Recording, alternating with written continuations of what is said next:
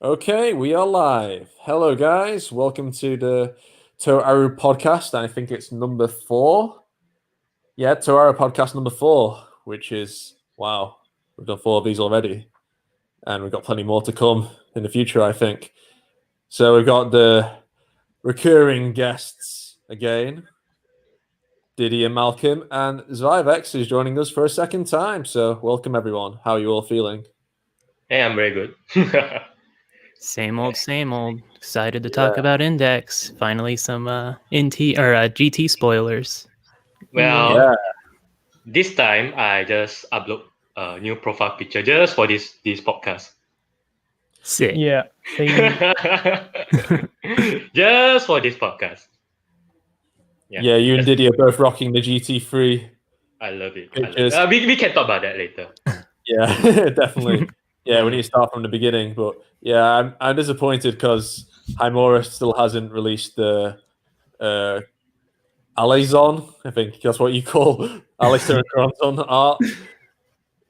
Like he changed gender, no, not really gender. He just like transfer from body to body. Yeah, I mean, okay, you can just find a picture of Corazon and then just like Photoshop her hair really small. But that just doesn't feel right to me. I just want to see what Himura's take is on it. Because I Yeah. remember seeing a fan art like Alistair in Laura's body, doing good stuff. I think it's by Tata, if I'm not wrong. Yeah. Yeah. It's just a fan art. So Yeah, yeah, that's in the about it. future, I want to get different guests on. I kind of asked on Twitter who wants to come on the podcast next. So we'll definitely spice things up for next time. But it's still great to have all the old guys on here. Is that insulting? Calling you all old? Nah. We're all young at heart. Anyway, yeah, let's begin. Why not? So, Genesis Testament. This is the third light novel series of Toaru Majutsu no Index. And yeah, it's been going on since 2004, which is kind of crazy, and it's still going very strong. And yeah, people didn't even know what to expect with Genesis Testament after New Testament ended. I guess you could say that people expected that Anna Sprengel would be the new villain. But Yeah. beyond that, Mhm. and Yeah. what was Accelerator to do as board chairman, now that he had been given that role by Alistair, yeah, and Genesis Testament provided like a lot of footing for new stories. I think definitely a lot of potential. Yeah. So Yeah, what new do we all think of it? expansion. So yeah, what do we all think of it so far? So far, I think it's a bit stronger than New Testament, in my opinion. Its first 3 novels. Yeah. More so just because the first 2 were sort of meh. At least in my opinion. But this one, the first novel was above average. The second one was really good, and then the third one was easily the best so far, in my opinion. Again, Yeah, I agree. Same here. That's why I put a profile picture on it.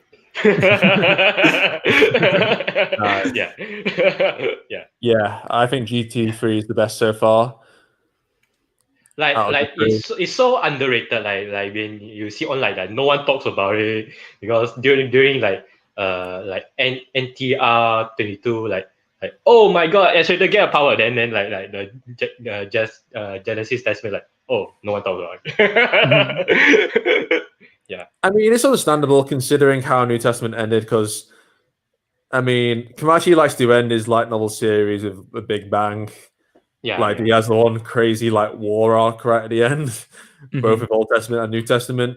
So I can understand why people, talking more about that. It's the climax. So obviously, when you start a new series, you have to, start from the bottom again and build your way up to something crazy. I mean, that's the case in any story.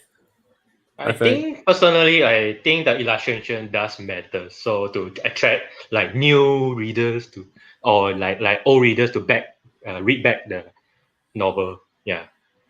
I always just- feel like yeah. with the index novels, at least with each individual series now, Mm. it always feels like the first two are usually about average for like index, but then the third book is really wherever the series really starts to take off. Because like in original index or OT, you had the normal index arc, the deep blood arc, and then you get the sisters arc, which really takes it off. And then in the next New Testament, you got the Hawaii arc. I think Hawaii was the third arc, right? Yeah. Yeah, that's Wait. right. Yeah, but and that but was because personally I don't like the Hawaii arc. Really? Because, liked it. For me, I think the villain is a bit weak. Yeah, that's why not my personal favorite. I mean, I it's agree. automatically good for Yeah. Roberto. Yeah. Yeah. That's my personal opinion. At least of the first three books in New Testament, I think that one was the strongest of those three. Mm-hmm. And then GT3 again, I felt was where this one really starts to take off in terms of like Kamachi quality. Malcolm, Yeah, have you not agree. met the crowd on Twitter who think Deep Blood is better than the Sisters arc? Who said that? There's a little crowd on Twitter who I follow. Wait, I I don't mean- think Deep Blood is that bad. Like, I think the anime sort of soured people on it, but like, yeah. I don't think Deep Blood was that bad. At least not bad enough where Kamachi has to pretend it doesn't exist. I would say the only issue is that it ultimately didn't lead to anything. Like Himegami's just sort of non-existent. Vampires are just dropped entirely, it seems. We don't really see anything else alchemy related, I don't think, after that. So it's sort of just a big filler arc almost, it feels like at times, but I don't think it was a bad novel. I think it gets more hate than it deserves. Personally, like maybe Himegami never be featured because because it might involve death. Like vampires will die. Like Kamachi don't want that. Like, but for Japanese GT3, like it's very different. Like a lot of people die. yeah. GT3 was battle royale too. But personally, more gore. Yeah. Without accelerator in it. About alchemy, like with the rose and cross, won't we see other types of alchemy? I feel like a ton of magic users from the rose and cross actually use some kind of alchemy, even if it's not like the same kind of the same kind as Izard. They may have. Did Kamachi ever call it alchemy? Well, Saint Germain was an alchemist, I'm pretty sure. That's why he uses carbon manipulation, right? Yeah. Yeah. So, and he was like, I don't know if it was he stated to be in the Rose Cross thing? I think he's at least. I think he was like associate. He had some associate, but I don't think he was ever yeah. like an official member. But I could be wrong. Yeah, so I think he's experimenting with the idea again, but I don't think he'll ever get around to the vampire stuff again. We could be wrong, but I think the purpose of Deep Blood is just, I think it was a very experimental volume. I mean, you got to look at it the way Kamachi intended. Like Kamachi made the first volume, which was instead intended to be, one shot, and then the publishing company Dengeki Bunko basically say, "Okay, we want you to continue," and it's like, "Oh, right, where do I continue?" And he wrote the volume in like 9 days or something crazy. 13, I think. Yeah. Oh my god. Speaking of days, right? Like, oh my god, the timeline for like GT1 to GT3 like is so compact. Days. If I'm not wrong, like GT2 and GT3 like on the same day, right? Is it? I think they're taking place both on Christmas. Yeah, correct. I kind of forget that, but I remember GT3 take place exactly on Christmas. Yeah, it was a bit weird because Anna's talking to Accelerator in the jail cell throughout Yeah, yeah. the issue, and it's like, how much time has passed since Toma, quote, beat her? Like, Like beat her, then she regained conscious. yeah, right? She's just like, oh, he beat me. I'm going to jail. And it's like that whole story arc that happened in like a couple hours. Like, how much time pass since GT2 and No, I think GT3 it's if you're looking on just a few Christmas? hours. Like wrestling, like you beat someone shit up, then they will like became unconscious, then later a few minutes later they will gain conscious. That kind of theory. Yeah, Yeah, I something like guess, that. yeah. So it's not a surprise that Anna will gain conscious. Mhm. Same goes for Toma lah. Like he always got like very unconscious. Then after that he's in the hospital. Yeah, Mhm. being conscious. Yeah, that's about it. Yeah. Yeah, so let's talk about Genesis Testament from the beginning. So, shall we cover Volume 1 first? We'll talk Yeah, about definitely. what I Makes think of Volume sense. 1. So, who wants to go first? I don't mind going first. Yeah, to go you ahead. guys. Okay. Set the pace. Yeah, I think GT1. I actually haven't made a video on GT1 yet because I started making the volume. I want to call it a review because We can feel make like- review now. yeah, I feel like YouTubers, like these, film critics, like to call their videos reviews, but they're actually not. They just like talk about their thoughts about what goes on in the movie or whatever. They don't actually go into much detail or analysis. So I don't really consider that an actual review if you take the literal meaning of review. Yeah, it's more like an overview. Yeah, just exactly. just like recapping. Yeah, so that's why I call my volume reviews in inverted commas thoughts videos. They're just like my unfiltered thoughts and my reaction after I've read the volume. But yeah, getting to the point, I have made a video on that, but I might get around to doing it.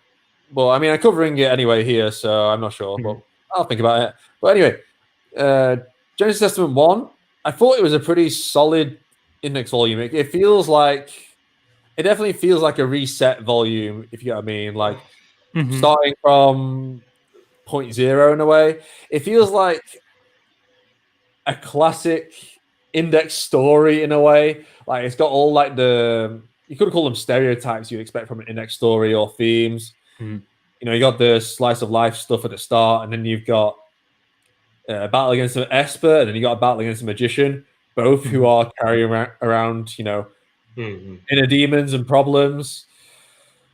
And Toma has to break their illusion. And then it ends on a cliffhanger. So yeah, I feel like it feels like a very typical index story, but I don't think that's necessarily a bad thing. Obviously, there are different things about it. We never really had Toma go at it against an Esper and a magician all in one volume, apart from maybe the 5 stories arc, was it? There's 3 stories. Yeah, it was 2 magicians, wasn't it? Yeah. Yeah. But yeah, I, apart from that, I can't really think of where you fought both in one volume. Well, New Testament 10, probably.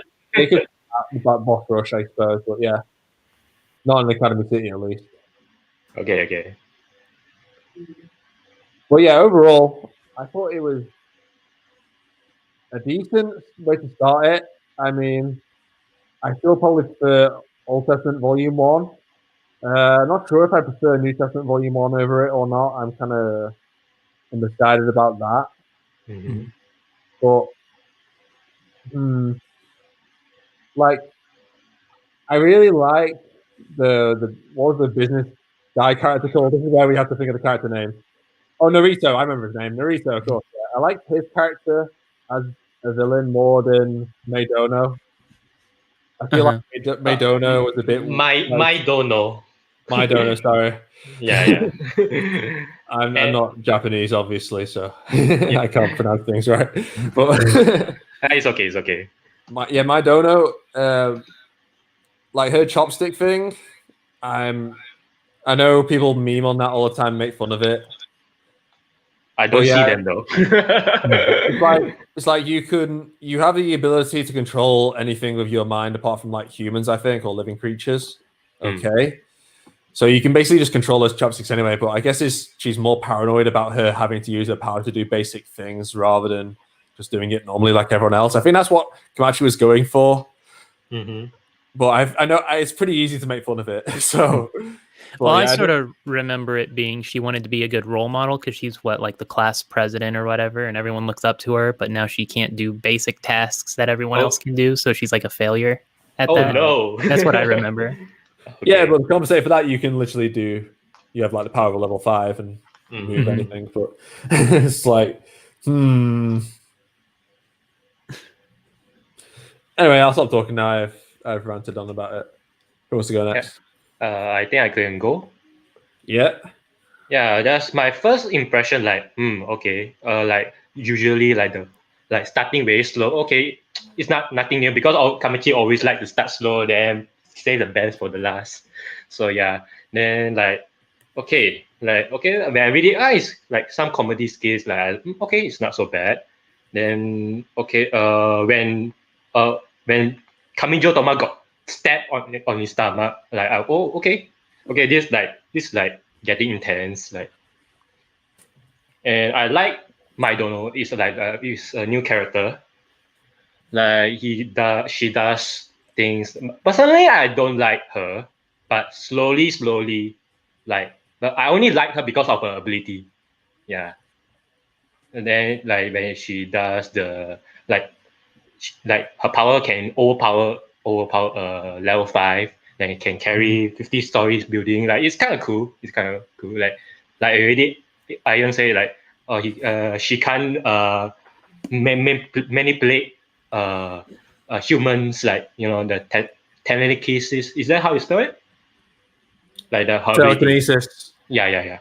So like while doing this like Kamijo was stabbed on his stomach, like struggle all the way. Like, how can he not faint? Normally people will faint on the spot, like get sent to the hospital. Like Kamijo Toba is just like yeah.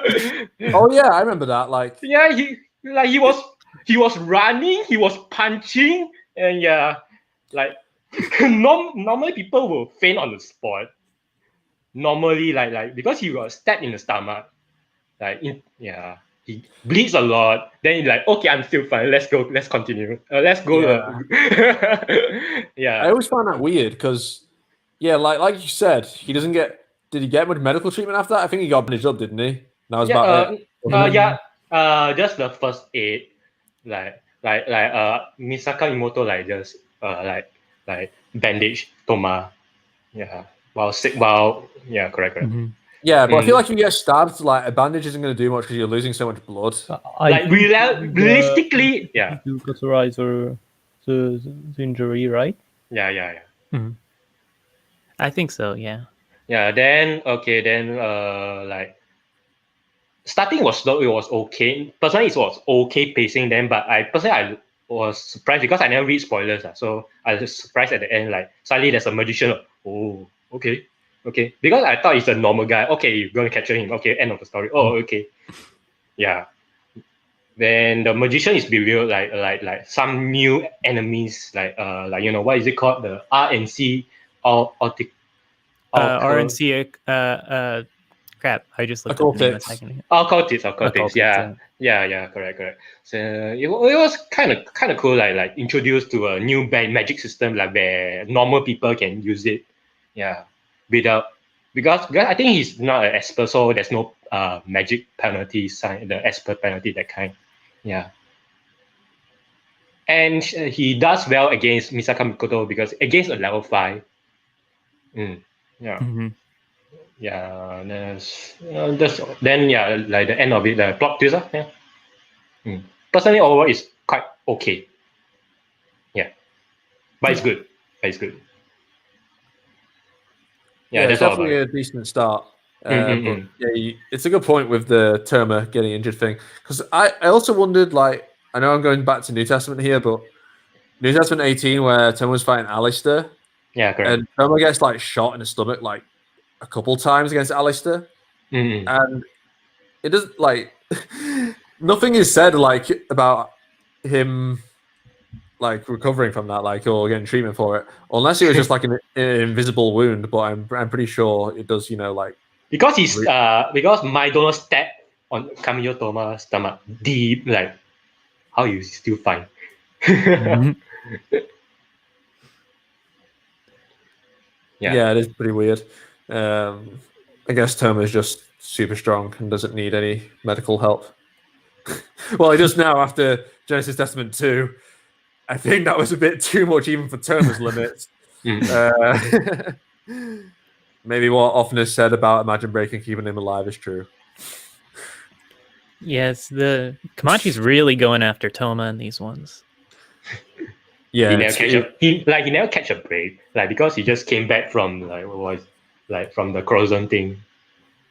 Yeah, it's really bad luck for him.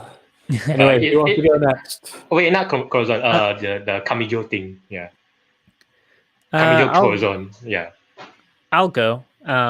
In the first one's the one I remember the least because it was the one I was surprisingly. I think this one's the weakest of the three, and I think that's probably the normal.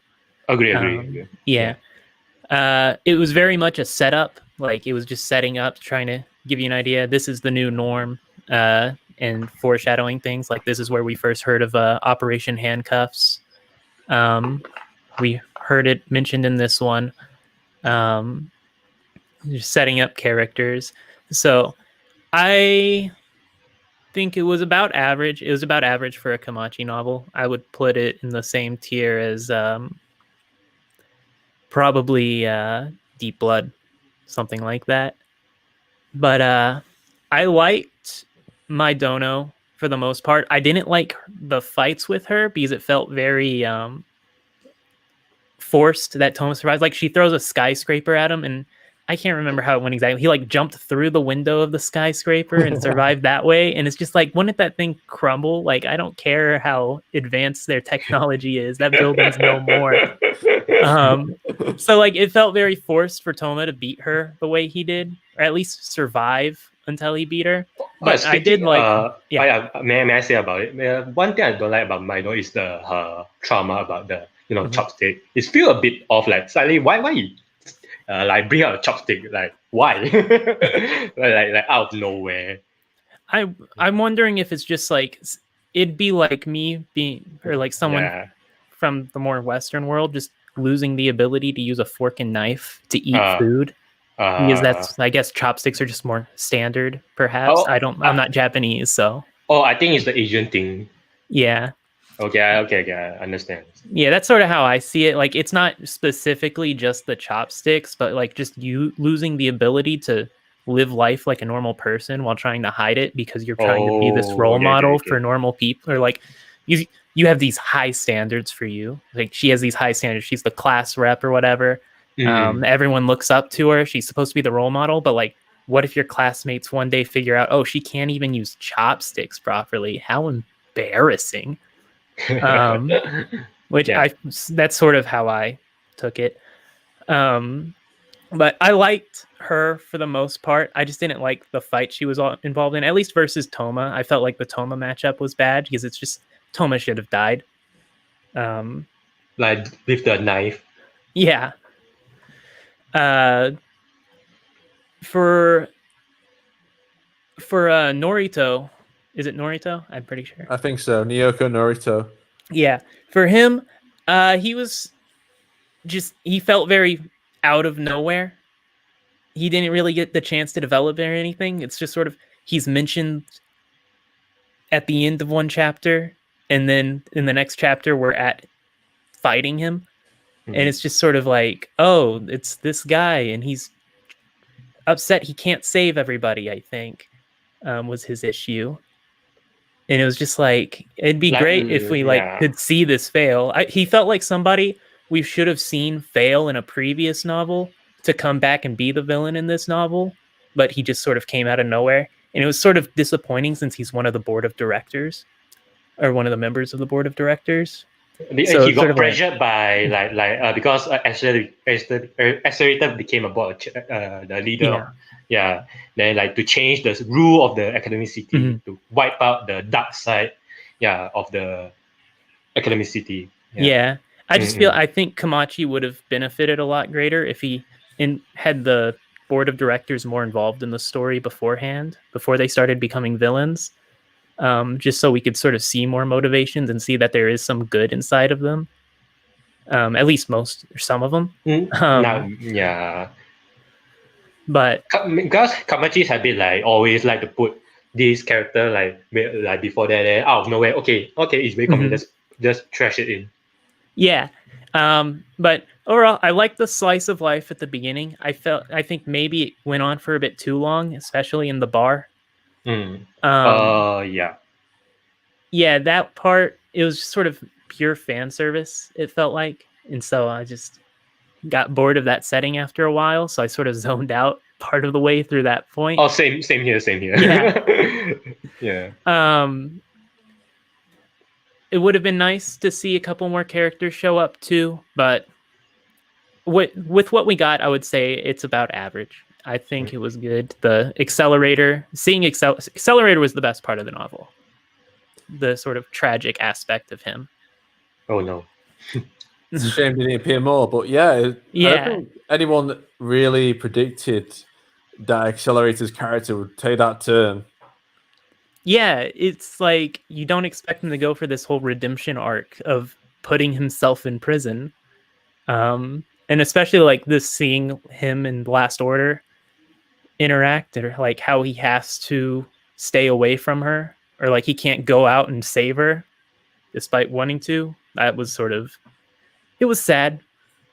But yeah, so for me, the book was about average. The ending was a surprise, the kiss, but oh yeah, the fans are so mad. Maybe. Especially Misaki fans, or in others. I was a bit sad to see that they didn't really care. Like, it didn't seem like Misaka was too upset about the kiss. I don't remember. No. She's very, very, very, very upset about it. Or it didn't feel like it carried over. We can talk about it in GT later. Yeah. But yeah, those are my thoughts. Cool. Did you want to go next? So I guess it's my turn. I'll try to say stuff that you three haven't said. Well, I mean, it's been a while since I've read the GT1. I don't remember all the details. I'd agree that it's kind of average. It's kind of like if you took all the kind of basic elements of an index novel and put them together. You get Toma, and he's fighting a magician and a spear and stuff like that, and it kind of felt the not template, I can't really find the word, but the quintessential index novel. But that made it not really stand out. But I have to say that it had really, really, really great points, and that's the setup for the rest of GT. RNC occultics, and giving the access to magic to everyone. I think that's probably one of the bolder moves Kamachi ever did. I often see people joke about the fact that Kamachi always goes back to status quo, but this app giving the possibility for everyone in Academy City to learn magic, that's probably the most status quo breaking thing Kamachi ever wrote. I don't know how they can even shut down Academy City once, but it came back to normal. But this time, I don't know how it can just go back nothing happened. Yeah, I totally agree with you. I just wanted to talk about how it's like a soft reset. It's because Kamachi said that he wants to introduce new readers into Index, so that's why it feels like the quintessential index volume, like the stereotypes are all there, like we've seen before. But at the same time, we also have the continuation of what's happening in the New Testament. We got new stuff of Accelerator and also Anna messing around with Academy City. So we do get new stuff, but obviously it's a quite basic volume because he wants to introduce new people. But it's kind of weird because, like, why would you get into a series like Index, like starting at GT1? It doesn't make much sense to me. Although you have to read a lot of volumes before to get to that point. But at the same time, you really need to because it's kind of important. And yeah, and I know people do start with New Testament 1, which I don't agree with at all. Because I know some people will just keep like all these parts. Okay, I'm so lazy. Okay, let's read the new one. Yeah, I would like to. I haven't talked to anybody who started with GT, and I'd like to hear their point of view.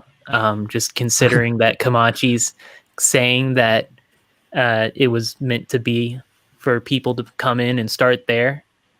So I would like to know just the minority lah. Yeah. Yeah. Yeah.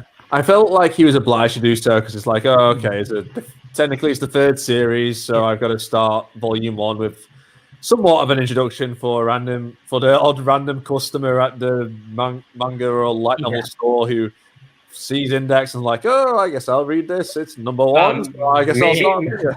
I want to make a joke. I want to make a joke because maybe some new readers read GT1 because of the last illustration. That's about it. Yeah, that's like one excuse. Oh, okay, what happened? Let's just read it. Yeah. Also, I want to talk about what Diddy said about the status quo thing because I see people talking about it on Kamachi Land all the time. Well, not all the time, but occasionally when I put my head in there. Like, there's some people, I won't name names, who say Index never breaks the status quo. And I feel like they say that because they got baited like so many times during the end of New Testament, like Academy City being like all the time technology in Academy City be destroyed and then having to evacuate. I feel like because they got baited a lot during that, they thought, oh no, it's never going to break the status quo.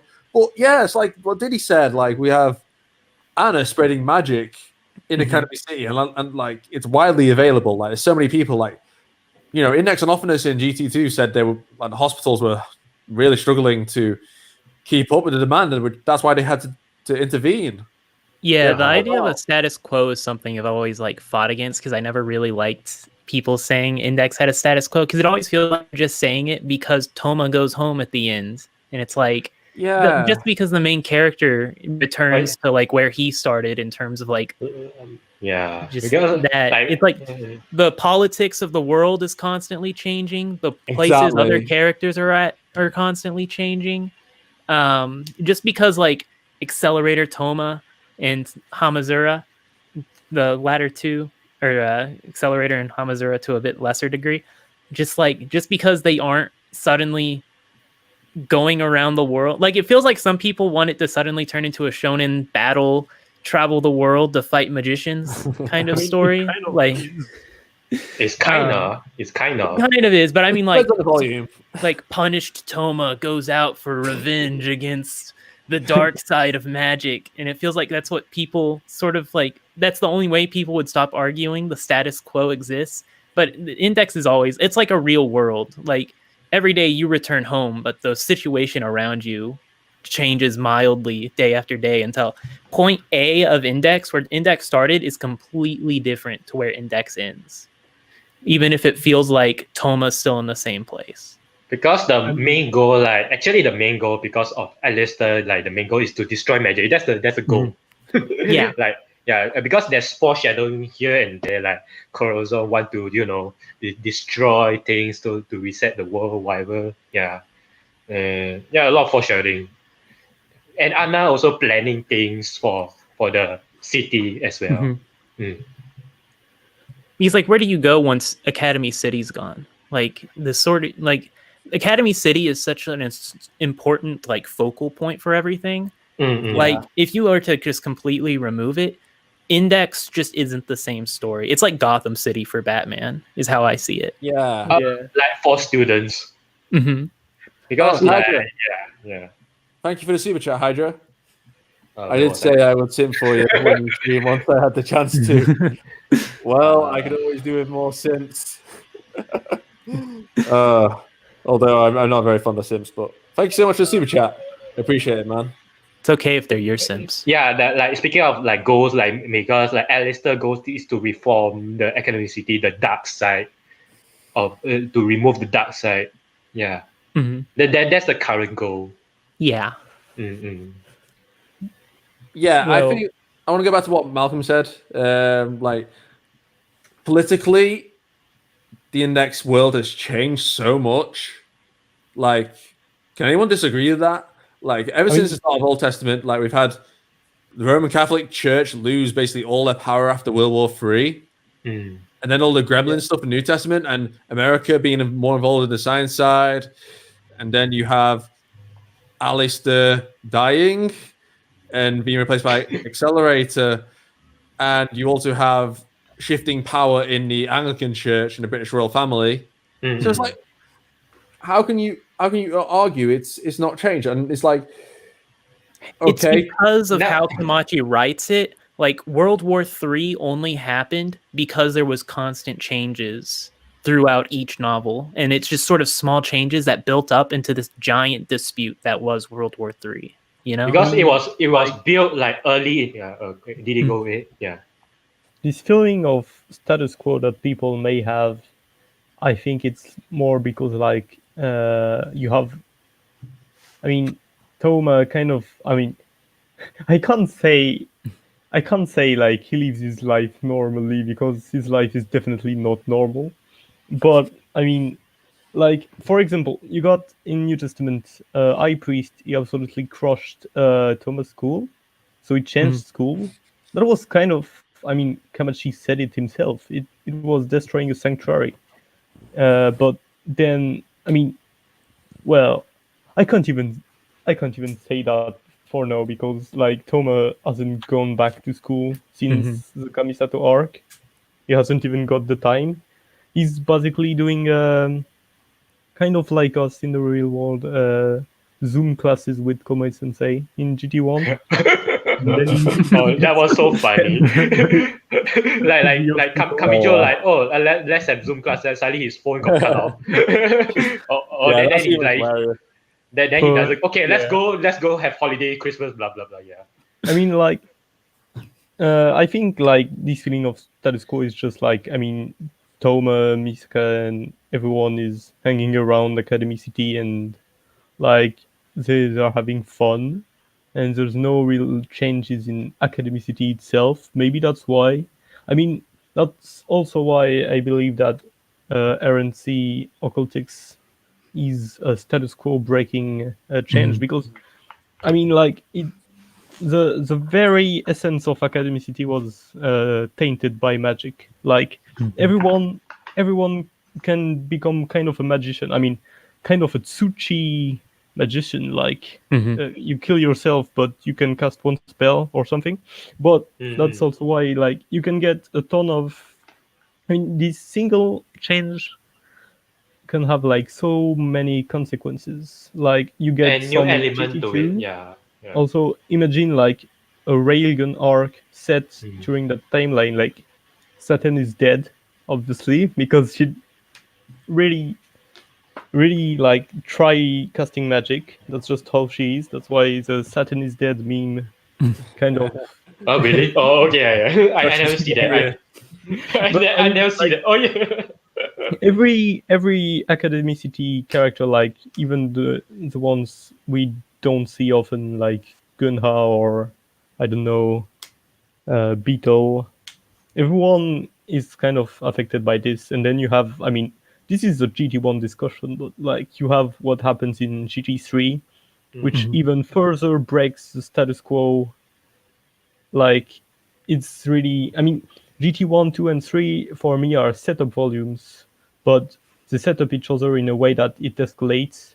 And I believe like when we'll reach the end of this escalation, I mean, all the sanctuaries, all the quotation mark status quo will be definitely broken, and we'll get possibly one of the most satisfying like index arcs to read.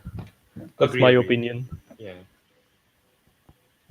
Yeah, I want to talk about Academy City. Like, okay, I can understand people getting annoyed by the debate at the end of New Testament, like Academy City being destroyed or Oh dead. yeah. Because it was like recently, like it was destroyed by the elements, like destroying the city. And Then in yes, New Testament 19, where it was actually the world rejected land, Academy City that took that world uh, thing. You like remember the that? city like recovers so fast. I think it's a technology. I just personally. Yeah, Yeah. but my point is that if you take Academy City out of Index, it's like that's a waste because Academy City feels like such a vibrant and unique location that it's kind of a shame to, have it go away. Yeah. It's Story. also just the only way to realistically bring all these elements together. Like if you took Academy City out, like what happens to all the characters that we've been introduced to? Suddenly they're just spread out throughout the world, and it's like Yeah, there's no like location for them to all easily access and interact. I think there will be new stories like involve like new groups because like Mugino and Kinoata goes outside as well. Mhm. Yeah, then because might be form a new group, maybe a magic expert collab, something like that. Yeah, in the future maybe. Personally, Maybe. yeah, It's just the only way to bring all the characters you would need in each arc together would to, like force reasons in, and I think the only way to really effectively do it is through Academy City. agree. I agree. Yeah. Okay, shall we move on to new Wait, Genesis Testament 2, or I'll let Diddy speak? I was wondering, like, I mean, Go on. I started my my thoughts on Genesis Testament 1, but then we discussed a lot, but I haven't finished. Oh, go Oh, ahead yeah. then. Yeah. Oh yeah. Please Okay. By finish. all means. Sorry. Oops. Yeah. All Sorry. right. Well, I mean, I had this feeling. Maybe it was kind of biased because of the illustrations, but I felt like Toma, Misaka, Imoto, even maybe Last Order a bit. But I felt like they all behaved kind of strangely compared to New Testament, and even like GT2, they all felt really smug for some reason. Maybe because of the smug Santa illustration. I don't know. I'd like your Me, output on that because I don't know if it's just well, they are growing up. Yeah, I sort of take it in as like they're affected by the Christmas atmosphere. yeah. And that's like the quote Ha- from the preview: Misaka drunk on the Christmas atmosphere. Yeah. But this time it's like every character. Christmas mode. And I think Well, Himura's art yeah. style is also just she's using wider faces now. So whenever like it adds sort of like I think it's just how his art style is developing, like how he currently is, because the characters are just sort of a bit not really like chubbier, but just more filled out, which makes the facial expressions sort of look different. At least that's Yeah, something I've been noticing. yeah, kind of. I agree. Well, apart from that, what did I think about GT1? Well, I definitely agree about the Thomas should have died against Maidono. Like, what happened? She crushed two buildings, and he was conveniently, like in the kind of the door or something, so he didn't get crushed or something. Yeah. That was really weird. I have to agree. Like I couldn't Then, imagine that realistically in my mind. I'm like trying to imagine the fight, and I'm just like, how is this happening? Is Thomas yeah, Spider-Man? Kind I of. agree.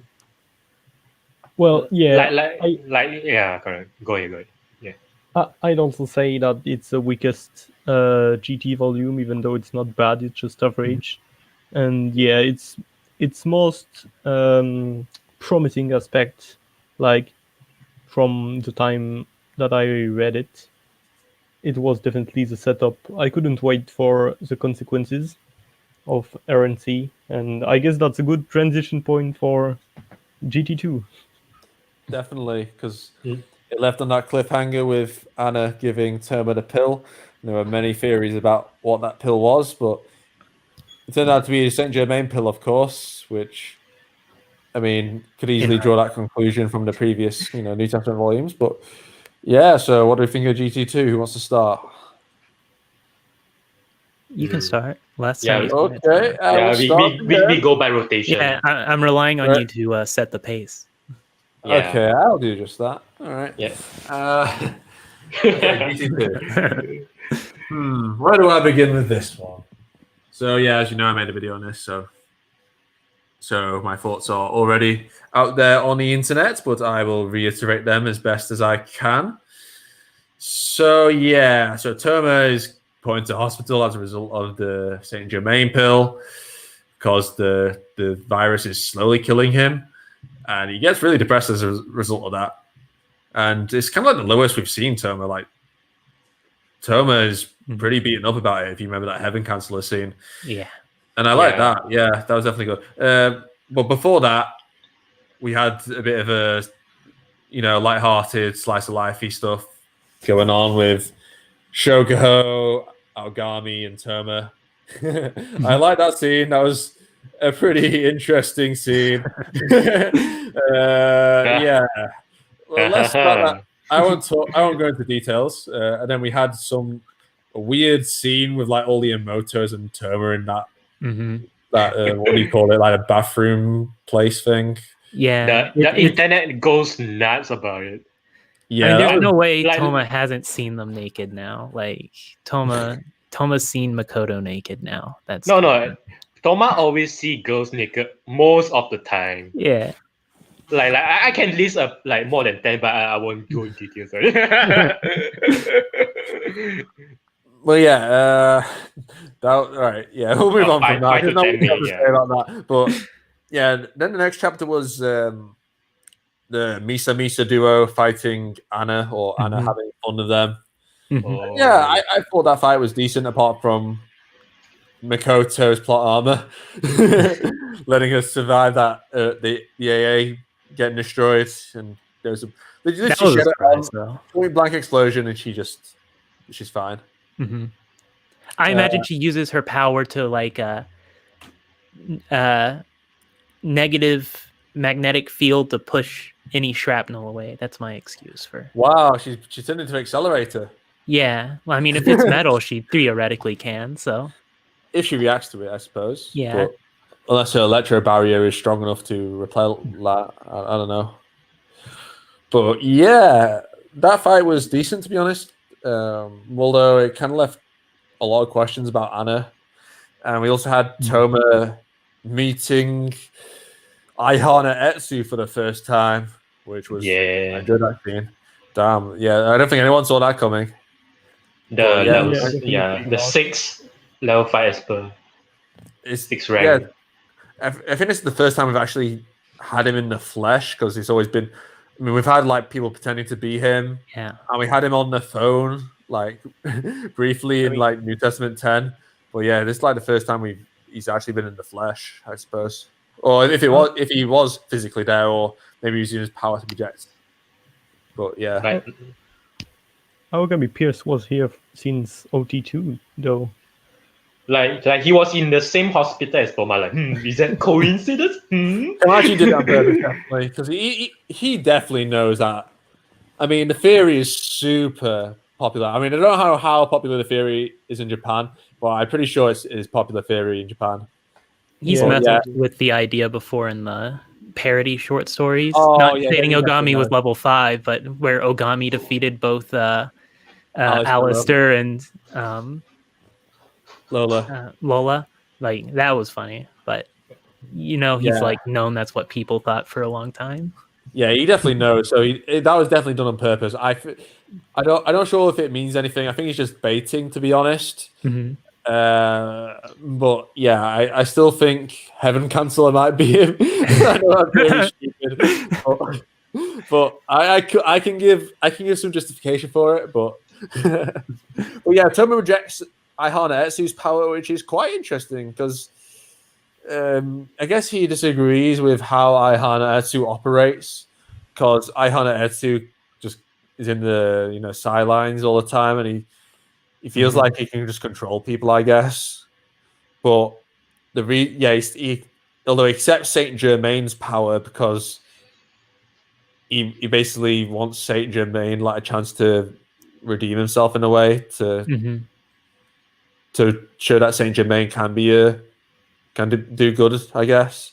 Because Saint Germain had that reputation for being like a liar and a con artist, and he basically just screwed people over for most of his life while he wasn't pills, while he wasn't turned into drugs. But yeah, and then Toma got that cool form, and he fought Anna, and he beat her, even though she was powered by Iwas, and that raises a lot of questions. Yeah. Like, I mean, I think Anna in the next volume said she kind of lost on purpose. Yeah, it's sort of hinted that's the case. Like she was just testing. Like that was just a sideshow, and the whole GT3 was the main show. She's trolling. Yeah. Yeah.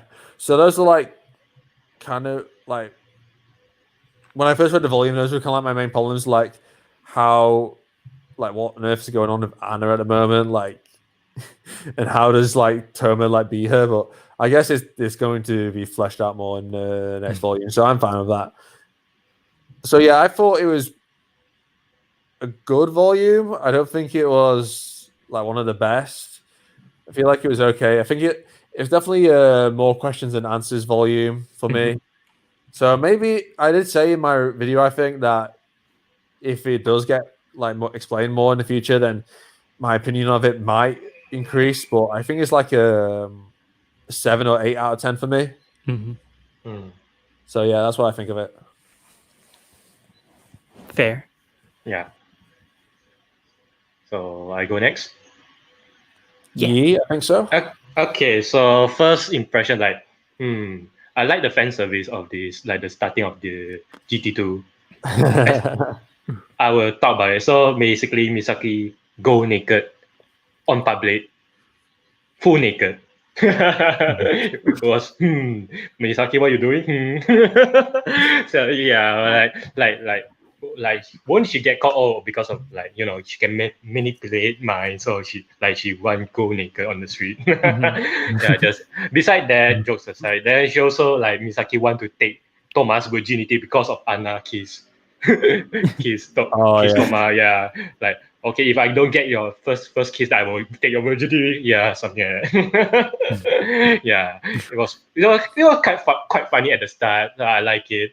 Also with Algami making jokes about what is it called, the VR thing, like the Oppai mouse pad thing. Yeah. Yeah. Then he burned his arm, because then he was sent to the hospital. Just same with Toma. Yeah.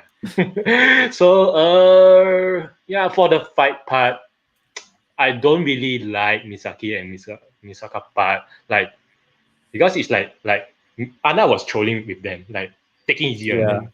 Yeah, I don't really like it because it pulls down their character.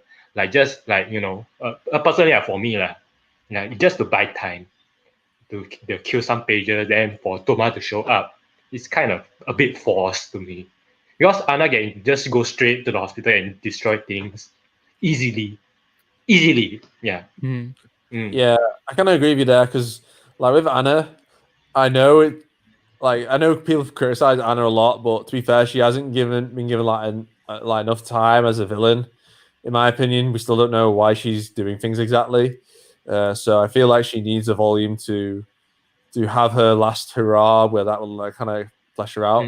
But yeah, when she's like always trolling, like always not being serious, or just messing around, like just criticizing them, mocking them. Yeah. Like that's one part I don't like about if her. she's not taking her plans seriously, or like her enemies seriously, like how are we meant to take her seriously? Yeah. Like I just hope we get to that point. Okay, this was all in the plan, but what is the plan? Why was this important to lose to Toma? Like what is Yeah. accomplished? Like we need answers, and it's like this is the main problem of the volume. Like Anna isn't really the best villain in this volume. Like in the previous volume, like I think for Shadow, like I think no, not NT22, like Anna is more important than Alistair and Corazon. Yeah, like in terms of influence, I finally like that's bullshit. yeah, That's it. she's just messing around all the time. She's not taking But the in fight. terms of influence, like the IT stuff, I can understand that for the influence part. Like she controls the society because the internet is a big thing in the in our world. I think it also applies to the Toaru series world. And because the technology is evolving, then everyone is using internet, so you got influence. Like Academic City was influenced by the especially expert students, like influenced by this, then they got affected. Yeah, for the beside the fight part, for the tragedy part, it's kind of well done. Personally, everyone was sent to the hospital. Yeah, then because experts can't use magic, then all the students use this the application that causes them to use magic. Then heavily injured. That makes like for index, okay, especially index and optimus, they never get to show much attention. Like they really shine in this volume. Personally, like to save the civilians, like make a fair for the, because like for the first beginning part, like Misaki and Misaka was mocked badly by Anna, but for Optimus and Index, they got show very important. They saving lives. Yeah, so that's my favorite part about it in terms of the say for that's about it. What else should I say? Like for the fight part, oh yeah, Thomas shows fear, like for the first, not really first time, like as a he really he shows her like because in NT9 like he died so many times, then suddenly in GT2 then he like felt so weak, like oh I don't want to die. Yeah, I think personally it felt so human. Yeah, yeah, because like it really can affect him because like NT9 like he doesn't care about dying because he can just be the world being reset again and fight again and fight again. That's probably the mentality of it. But for GT2 it felt so real for him because he can really die. Yeah, it said bring out the fear in him. Yeah. Yeah. Oh yeah, then I like for the final part, like especially like the left hand, like introducing straight German. It's very cool. It felt so JoJo. Yeah, like personally, like all the previous volume, like this one, like introducing a new power to Toma, like using diamonds, like the carbon, like because normally Toma his main weakness is the physical stuff, right? Am I right? Yeah. So like in this volume, like oh he finally can counter like IY's like and Anna's physical attacks for the left hand. And it kind of feels so cool. Like I have so much fun reading it. Yeah, that personally that's the best part of this volume for the fight part. Yeah, and they switch around like you can counter physical, and for the right hand you can counter supernatural. It's feel cool, but Yeah. I feel so sad like for the cliffhanger part. Like GT2, like GT3 is still never sure about Tomorrow. Like feels I can't wait. Yeah, yeah, yeah. That's all about it. All right, so I guess it's my turn.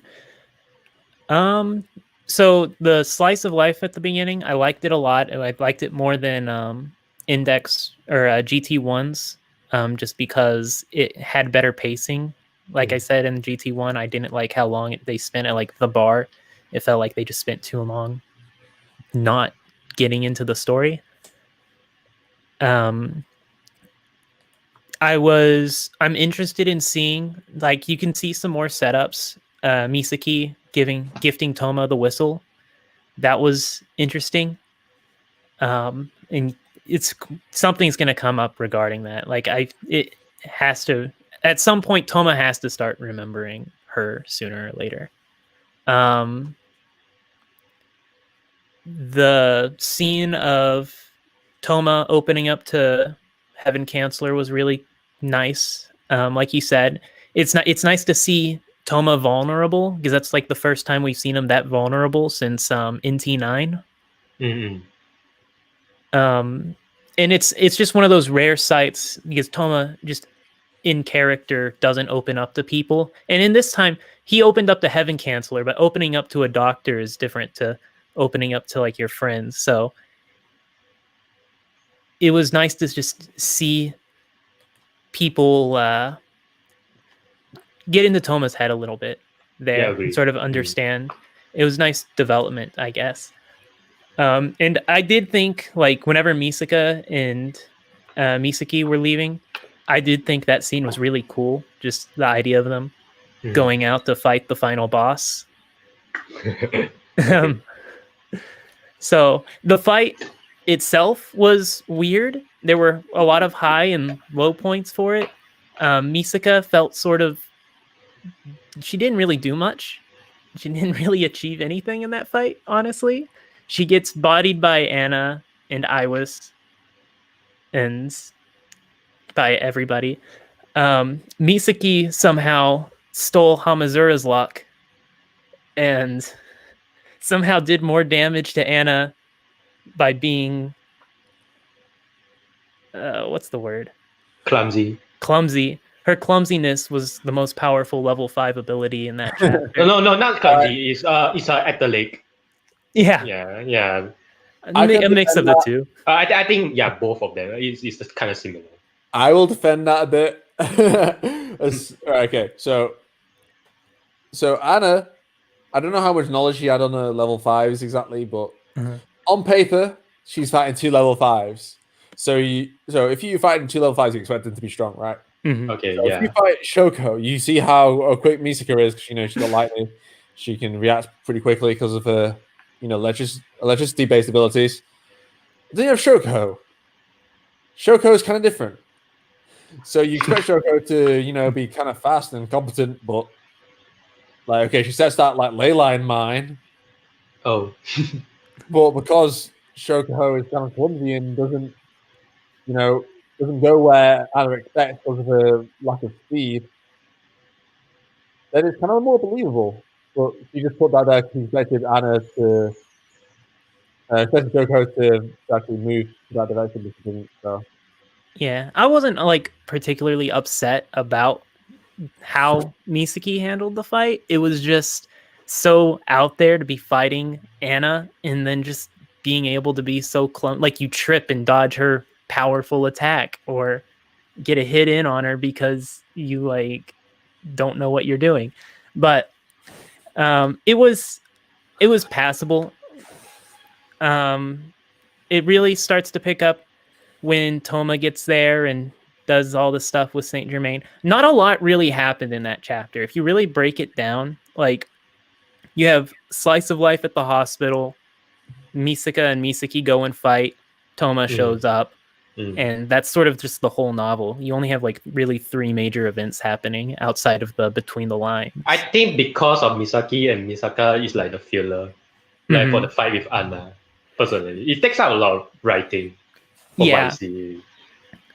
But I think it was still nice. It never felt like there was a lot of filler content in particular. You can say the Misaka fight was more filler, but I think that just sort of gave a better it gave you time to sort of understand Anna's abilities without just having Toma go and fight her right away. But so it's sort I think it doesn't show much. Yeah. It gives you an idea, though. Whenever she's just creating grimoires on the spot, just those kinds of abilities are, insane to see. And we got to see Iwis take the bird form, which... that was a thing. Bird is the word. Oh, gosh. Bird is the word. Oh yeah, Misaki mental out on Anna because But I think it was there for the purpose of building the relationship between Misaka and Misaki. it was funny just how often one was willing to just leave the other to die, and then that's at the end they're like, fine, I'll save you. But it was a good novel. I think it got the story along. The ending, you're just revealing that everything up until that point was somewhat planned out, was interesting. But yeah, there's just not a lot to say. I guess the suicide at the end was really, it's up to the person to decide if that felt like a forced conflict resolution. But I liked it more than the first one overall. All right. Well, is it my turn? Yes. Yeah. All right. Well, GT2, I liked it more than GT1 for several reasons. First of all, well, it kind of like followed on GT1's setup, as I said. Like we got more of the consequences of RNC occultics, like all these people going to the hospital.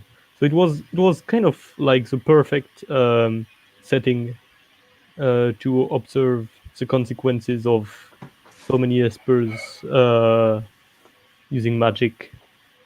Like we got kind of the point of view of the doctors in that chapter in which Altinus and Index saved the espers, I think. So that was great. I also liked. Actually, I may be one of the rare people who liked Misa's fight against Tana more than Thomas' fight. Even though I liked Thomas' fight, but like, I mean, I don't know about you guys, but when I read something, I have like this kind of Sakuga animated scene in my mind. Oh, Good And like, imagination. Yeah, yeah, same. and like, you know, Misaki like tripping at very high speeds, with because like her body strength is enhanced by um the bodysuit. Like I was imagining this with like smears and stuff, and it was like so entertaining to, well, quotation marks, watch. So I really liked it. I also like the fact that like I mean the fact that Misaki used the bodysuit and Mikoto like they kind of did some combination attacks and stuff. I really thought it was great to see them kind of like go all out to fight for Toma. I also loved the fact that like I mean it's not obvious. I saw a lot of memes about like Misa being useless and stuff, but it was actually very much a team effort to take down Anna, even though well she kind of wasn't serious, but like I mean Misa delayed the fight with Toma as much as possible. Well, there was also Osinus and Index. They saved the people so that Toma could focus on fighting. And then you get the fight with Toma, and it very much felt more like a magic fight than a Toma fight. Like the fact that, like, I mean, I don't really remember all the details, but the part in the, was it the jewelry? He kind of figured out a lot of stuff by himself, from what I remember, and it really felt like a magic fight, and I liked it. I have to say, I can't talk about GT2 and forget Ayanaetsu, of course. What did I think about Ayanaetsu? Well, even though he showed up, he's still as mysterious as ever, though we got some hints on his power. I think it's kind of a support power, maybe kind of like imagination based. From what I remember, it may be something like enhance your own abilities power boosting, I think. using imagination or dreams or something. I don't really remember, but Or it was something like that. But that also kind of fuels the Aogami theory. Like the only arc in Railgun in which we see Aogami is like a S tier extreme ranker, and then we get Ayahana Etsu, who is kind of an imagination-based Esper, maybe. Mhm. We also get Ayahana Etsu in the same hospital as Aogami Pierce. That's really weird. Mhm. Oh, okay, I okay, it mean- makes sense. It makes sense. Hmm. You get He also disappears after that, like entirely. Yeah. After Aihana shows up, you never see Ogami again. Yeah, that's true. I mean, yeah, also the fact that like Ayana doesn't really side, I mean, no, but it doesn't really agree with Toma. I think it may be a very interesting thing like in the future if it gets used again.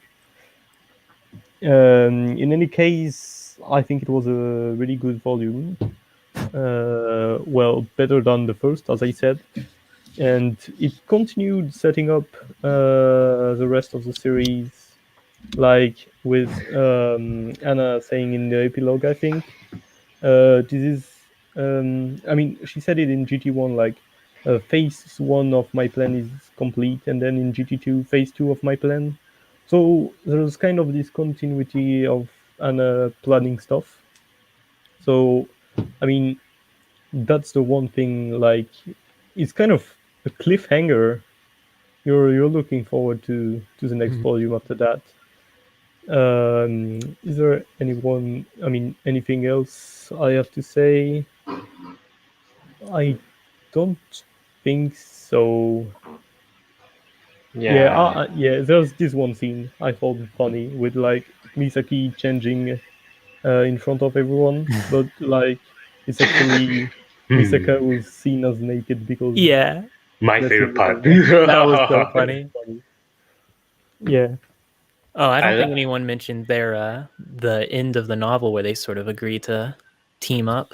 Yeah, like, come to that's the terms. one thing, the one important thing I was trying to remember.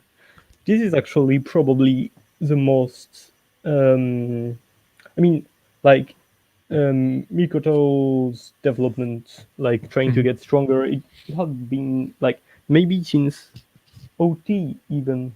It had started like during the Aqua arc, maybe trying to support Toma, but like she always kind of fell short. But like um, the end of this volume felt like a significant step forward in that development, like working with Misaki and getting stronger to support Toma together. I felt like that was a good continuation to this development. So I really like how it's going, and I hope to see more of that in the next volume, maybe like GT4, if we get the follow up to this side of the story. Mhm. Oh yeah, I want to say something. You know about GT1, right? Yeah, because like Misaka like just because someone say like fight say magic like in front of Misaka. Then in GT2 like she doesn't know about magic. Like when GT1 will fight the magic guy thing, then yeah, witness in front of them I think it's indexing saying magic. Then in GT2 like at the beginning part like she like forgets about it. Not say forget, it's like unaware. Yeah, I think it's somewhat natural, just because you're raised in a city of science for so long. You're that's sort of just that's my complaint. yeah. Yeah, yeah. Like, it's going to take a lot for them because you're seeing people with Esper abilities. Like, look at Accelerator and everything he can do, and you can explain that with science in their world. So surely, if you're seeing people doing all this stuff with magic, surely there's some sort of scientific explanation for it. And you could probably come up with a lot of explanations for a lot of magics that fit within the realm of science. Because it's just so unnatural, and Esper abilities themselves are so unnatural. So I can sort of forgive like characters seeing magic clear as day and then being like, what kind of science is this? Yeah, like say in front of them like magic, magic, magic. Okay, then the experts like what magic? Yeah, okay, that's jokes aside. Okay, can we continue? Yeah, it's probably what Komachi was going for with magic and science being two sides of the same coin. Mhm. Yeah, because you could just see like style could easily pass for a pyro kinetic or pyro, whatever the fire expert kind of power is called. Pyrokinesis. Yeah. True. What do you think of like Aihana Esu's power? Because we don't know exactly what kind of power he was going to give to Tomo, but at least we know exactly. Well, we got an idea of what Aihana Esu's power is. Yeah. So he can basically, what he said, I think it was like he can give powers to others, Mhm. but he can't really do much himself, which is why he, stays hidden all the time and wants to remain mysterious. Because physically, I think he's pretty weak, but the reason why he's level 5 is because he can basically give people other powers. So maybe he's got like a little clique like Shoko. I don't only know his identity or something.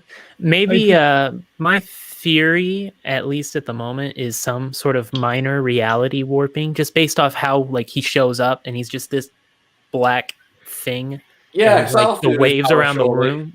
Yeah, so it's either some sort of minor reality warping, or he can control people's perceptions, and so you could like perceive yourself differently, and maybe that could theoretically alter your how people view you, and so it's like you have another power, or maybe for all we know it changes like your aim field around, and suddenly you're using a different ability than what you were originally. Like doing. imagine like some people read very shonen manga like Dragon Ball and suddenly then yeah, something. It will be funny. Like they suddenly go Super Saiyan. Yeah. I just remembered something else about the Aogami is hyena theory. Like there's that scene in which he is kind of like making a speech to Toma about like being anonymous on the internet and stuff. I don't really remember the details, but like at the time I was like, wait, isn't Aihana really good at hiding his identity? Like Yeah.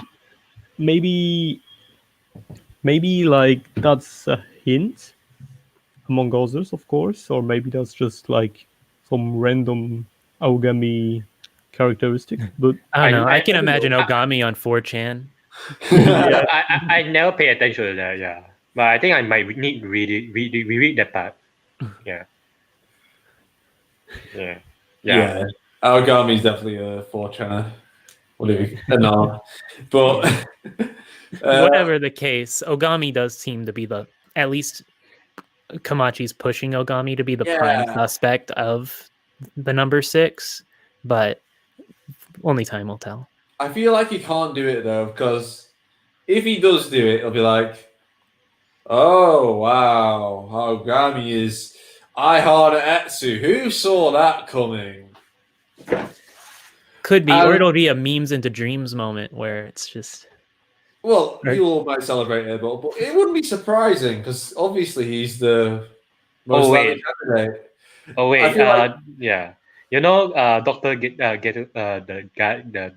Gekota, right? Yeah, he's in the hospital, right? He might be the same.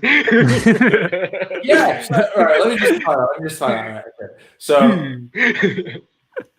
Heaven Counselor, less people would see it coming. He's not like because his age puts him out of the equation because he's so old. How can he be an Esper? Because all the Espers are young. That's why it makes it more interesting, and because we don't know his real name, and he's lied about his identity before. That's how he saves everyone. Yeah, because he can save everyone with his power. Wait. Then plus he knows about Toma lost Mary. Like Aogami knows about it. And Heaven Counselor was in hospital at the time as well. So I feel like it is between Heaven Counselor or Aogami for Aihana Etsu. Okay, that's a joke. Now don't quote us on that. Yeah, yeah. I mean, if I'm right, then I win the internet. Yeah, it will be funny. I'll give you the internet if you're right. Right. Okay. Yeah. I mean, if you look at Komachi's track record with plot twists, like in the early OT plot twists, they weren't really never obvious plot twists. They always had some degree of wow, I didn't see that coming. Foreshadowing. Yeah. Well, we got some foreshadowing as well, but yeah. So that's why I say that, because I'm going to be too obvious. Okay. Shall we go to GT3? Yeah, we can do. If everything has been said about GT2. Yeah. I can't really touch on more stuff until we get on GT3 because of speed. Oh, yeah. Oh, no. Get ready. This is the best part. The meaty part. Yes, the meat of the podcast. like how we going to discuss about it? It will be interesting. Yeah. Okay, so I guess I go first. Excuse me. Yep. Well, I've already made a video, as you know. Who's seen my video? Yeah, like 30 minutes. Have you all seen my video? Diddy, have you seen it? You better have. Yeah. Good. So yeah, I really enjoyed this volume, mainly because of the ending. That I went crazy over that ending, like the epilogue. Mm-hmm. Oh my god! I can tell.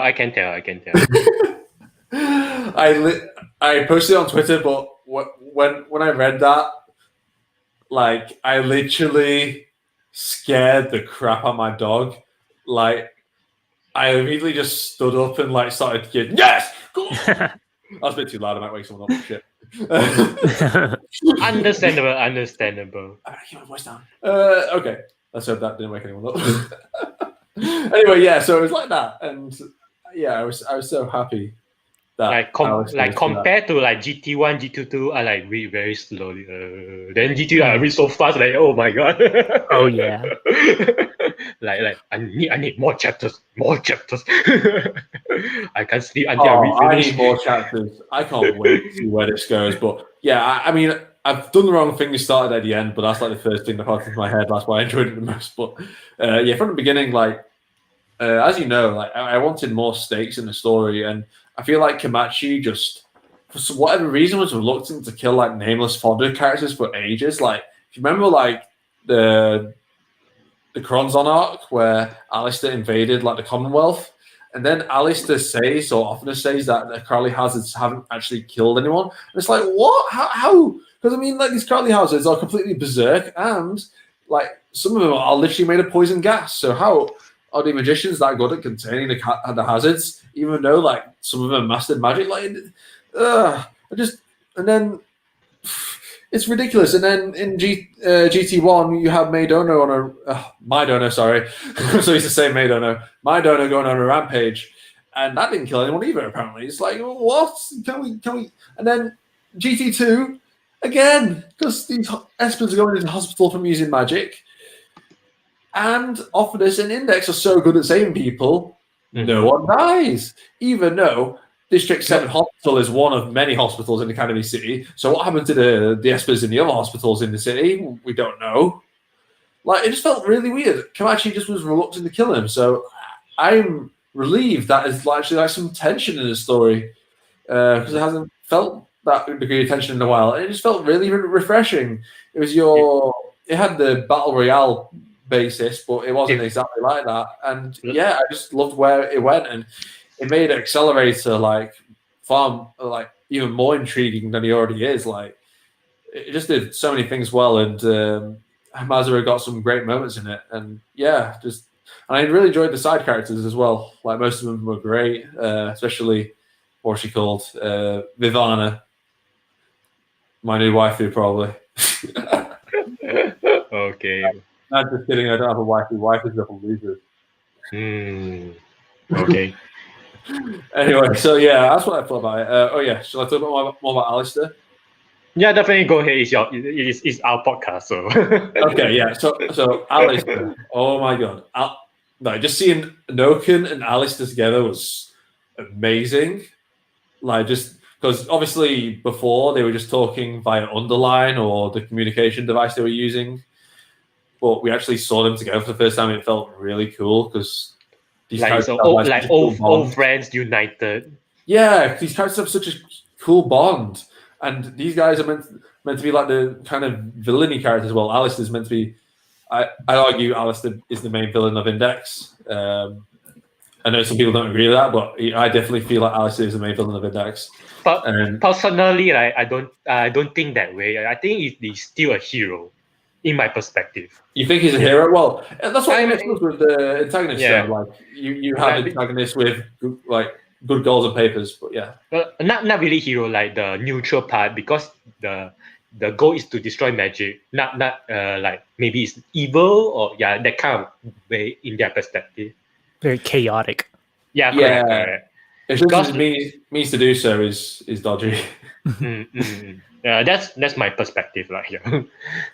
Yeah, but I feel like maybe calling him an antagonist is better than calling him a villain, perhaps, because in like Death Note you have Light as the protagonist, but L is the antagonist because he opposes the protagonist. So even though L is technically the good guy, while Light is the bad guy. So yeah, I get what you mean. But yeah, I'm just like, people said like that Alistair would basically turn into like a good guy completely, like after what happened with Coronzon. But I was like, nah, this is like the only reason why Alistair stopped his plan after like New Testament 18 is because that he needed to deal with Coronzon. He thought Coronzon was using his daughter, and he needed to stop Coronzon from basically just wreaking havoc and messing everything up and saving his daughter. But so that's the only reason why Alistair even began to invade England to begin with. And now that's all over, and then he discovers that Lilith was revived by Iwaz to basically have you kill her to defeat Coronzon. Like, that's really messed up. Like, Anna and Iwaz basically planned for that to happen. Like, because Alistair loves his daughter more than anything else, and he lost her when she was only like 2 years old. And then to basically con him, saying that, okay, here's a gift for being such a great person. Because I knew in New Testament 19 that seemed like really weird for Iwaz to randomly do that. I was like, wait, why did Iwaz randomly do this? And I really wanted... Like, I was like keeping Lilith, that's how you spell it, yeah. Lilith, like, for so long. How many years is it? Like, 100 years? Yeah, it's like 100 years since she died. And it's like, why now? Why give him this gift now? It's like maturing is so bizarre. Yeah, but I'm so glad we got New Testament 22 to actually explain that it was actually a fucked up way of Alistair having to kill his daughter, to basically just messing up with Alistair to see how far he'll go just to defeat Coronzon. But yeah, so he's got more reason than ever to want to destroy magic after that happened to him. He obviously knows that the world still needs fixing according to his ideals. So yeah, I'm really glad that he's back. He's ready to get revenge, and I hope he does. I hope he tears Anna a new arsehole. I'm so hyped, as you can tell. Like, oh my god, like, and he still wants to destroy magic. And I can understand people saying that he's changed. Like, no, Alistair doesn't get taught no jitsu. He's Alistair. He's not Obito or Pain. Taught no jitsu does not affect him. No matter what you say to him, he never gives up. And I think that's one of the reasons why he's such a good antagonist, because like, no matter how many times you knock him down, he'll always have a backup plan to come back. And it's like, how on earth do you stop this guy? Like, he's relentless. So yeah, that's my thoughts on what. There's one thing changed about him. Not him, her. Oh yeah, I can still call him. Technically, he has the soul of a guy, so he is a guy with a female body. Okay, I think Alistair cares whether you misgender him or not. Oh god, like from like the male Alistair to the lolly Alistair, now to the myth Alistair. I'm Alistair, and I'm a non-binary demon, and my pronouns are he, she, her, him, and them. Right now is the Lola's body, like hello, what happened to Laura? Yeah. like her mind absence. Excuse me. like Koro stuck on her the hair, right? Yeah. Is How it? long until Alistair Raz? Oh no! Oh no! Although, if you guys remember, he did say in New Testament 22 that this is a temporary body, that he's planning for a better body, which is kind of crazy because Coronzon's body was unscathed after taking a galaxy-shaking attack. So I want to know what the hell his idea of a better body is. I mean, I would assume maybe Toma or Accelerator. Oh my god! Oh shit! Imagine if he takes over Accelerator's body. Like, that would be absolutely mind-boggling. Or the I plot don't know. twist is he wants that Hamazura luck. He takes over Hamazura's body. I can see him sneaking into the Tower of London just to get Biagio's body. Imagine taking 3 bodies at the same time. Oh my god! Oh god. Bro, he's basically just turned into Orochimaru at this stage. I know I keep talking about Naruto, but it's like he is basically Orochimaru but better. Actually, yeah, I would say Accelerator's the most likely suspect if he were to try and steal one of their bodies. Bro, could you imagine, like, after he gave that father-son talk with him and then just like, Actually, tough luck, Alistair, I'm taking you over now. That'll blow my mind. wouldn't it make like perfect sense? I mean, like we don't even know Accelerator's origins, and then like he's the main plan. Maybe that was the plan all along. I don't know. Yeah, I mean, if Accelerator's the most likely to be able to reach level 6, and he's already like he's got platinum wings and all of these abilities now. I mean, he's so powerful at this point. Like, if any Esper, he would be the best one to fight magicians, and he's sort of the pinnacle of the science side, and that's sort of Alistair's ultimate like ambition is science taking over magic and just destroying it. Technically, like Alistair say, like I mean, Accelerator surpassed him because he crossed the abyss. Yeah, like wow, Alistair didn't cross the abyss. Yeah, but he's crossed it now because he's taken over Coronzon's body. Yeah. Oh yeah, actually that's quite true though. Yeah. It depends on how much of Coronzon's power he can access. Like, does he freely? That depends. Yeah, because like they're sharing the body. I think Coronzon's still conscious within it, isn't he? Yeah, unless Alice is fully taken over it after New Testament 22, because Coronzon didn't talk at all while Alice was talking to Noken, which makes me believe that Alice has basically turned off like put a pause or stop button on. I sort of like imagine maybe it's like the 9-tailed fox in Naruto, where it's sort of like it has to give access to its power to fully withdraw it, but it doesn't have the ability to control the body overall. We keep talking about these Naruto references, but yeah, I mean, let me just from New Testament 22 ending. Have you forgotten my joint agreement with Neuberg Coronzon? It had to be halted because you refused to obey, but that was never actually annulled. Wasn't the original formed contracts we were meant to make. Magician Alistair invites Coronzon and gains the knowledge found by crossing the Sephiroth's abyss. This ended up a little different, but it is what it is. I never thought entering my body, blah, blah, blah. So, yeah, I think he has crossed the abyss because that was part of the contract, but it's just been reversed. So. Well, I mean, let's hypothetically, if he does go for Accelerator, I don't see any rule that says he can't take Coronzon with him and just be like 3 in 1. Yeah, and it also says Kamachi also refers to Alistair in Coronzon's body as the short-haired crosser of the abyss. So there we go. Okay, is it my turn? So Alistair has crossed the abyss. So yeah. All right, my GT3 like first impression like compared to like many volumes like the starting is so great. Like it start off with a bam like it's really gory, like starting like Kuroko with team up with the what's his name again? Like the middle-aged guy. I don't know how to pronounce his name. Oh, him. Rakuoka. Rakioka. Rakuoka, yeah. What's the full name? I'll Google it. It's so hard to pronounce his name. But okay, I would say middle-aged guy. Yeah, I don't know how it'll be hard in this one just to name all the Rakuoka characters. Hafu. Okay, let's say Hafu. Hafu? Yeah.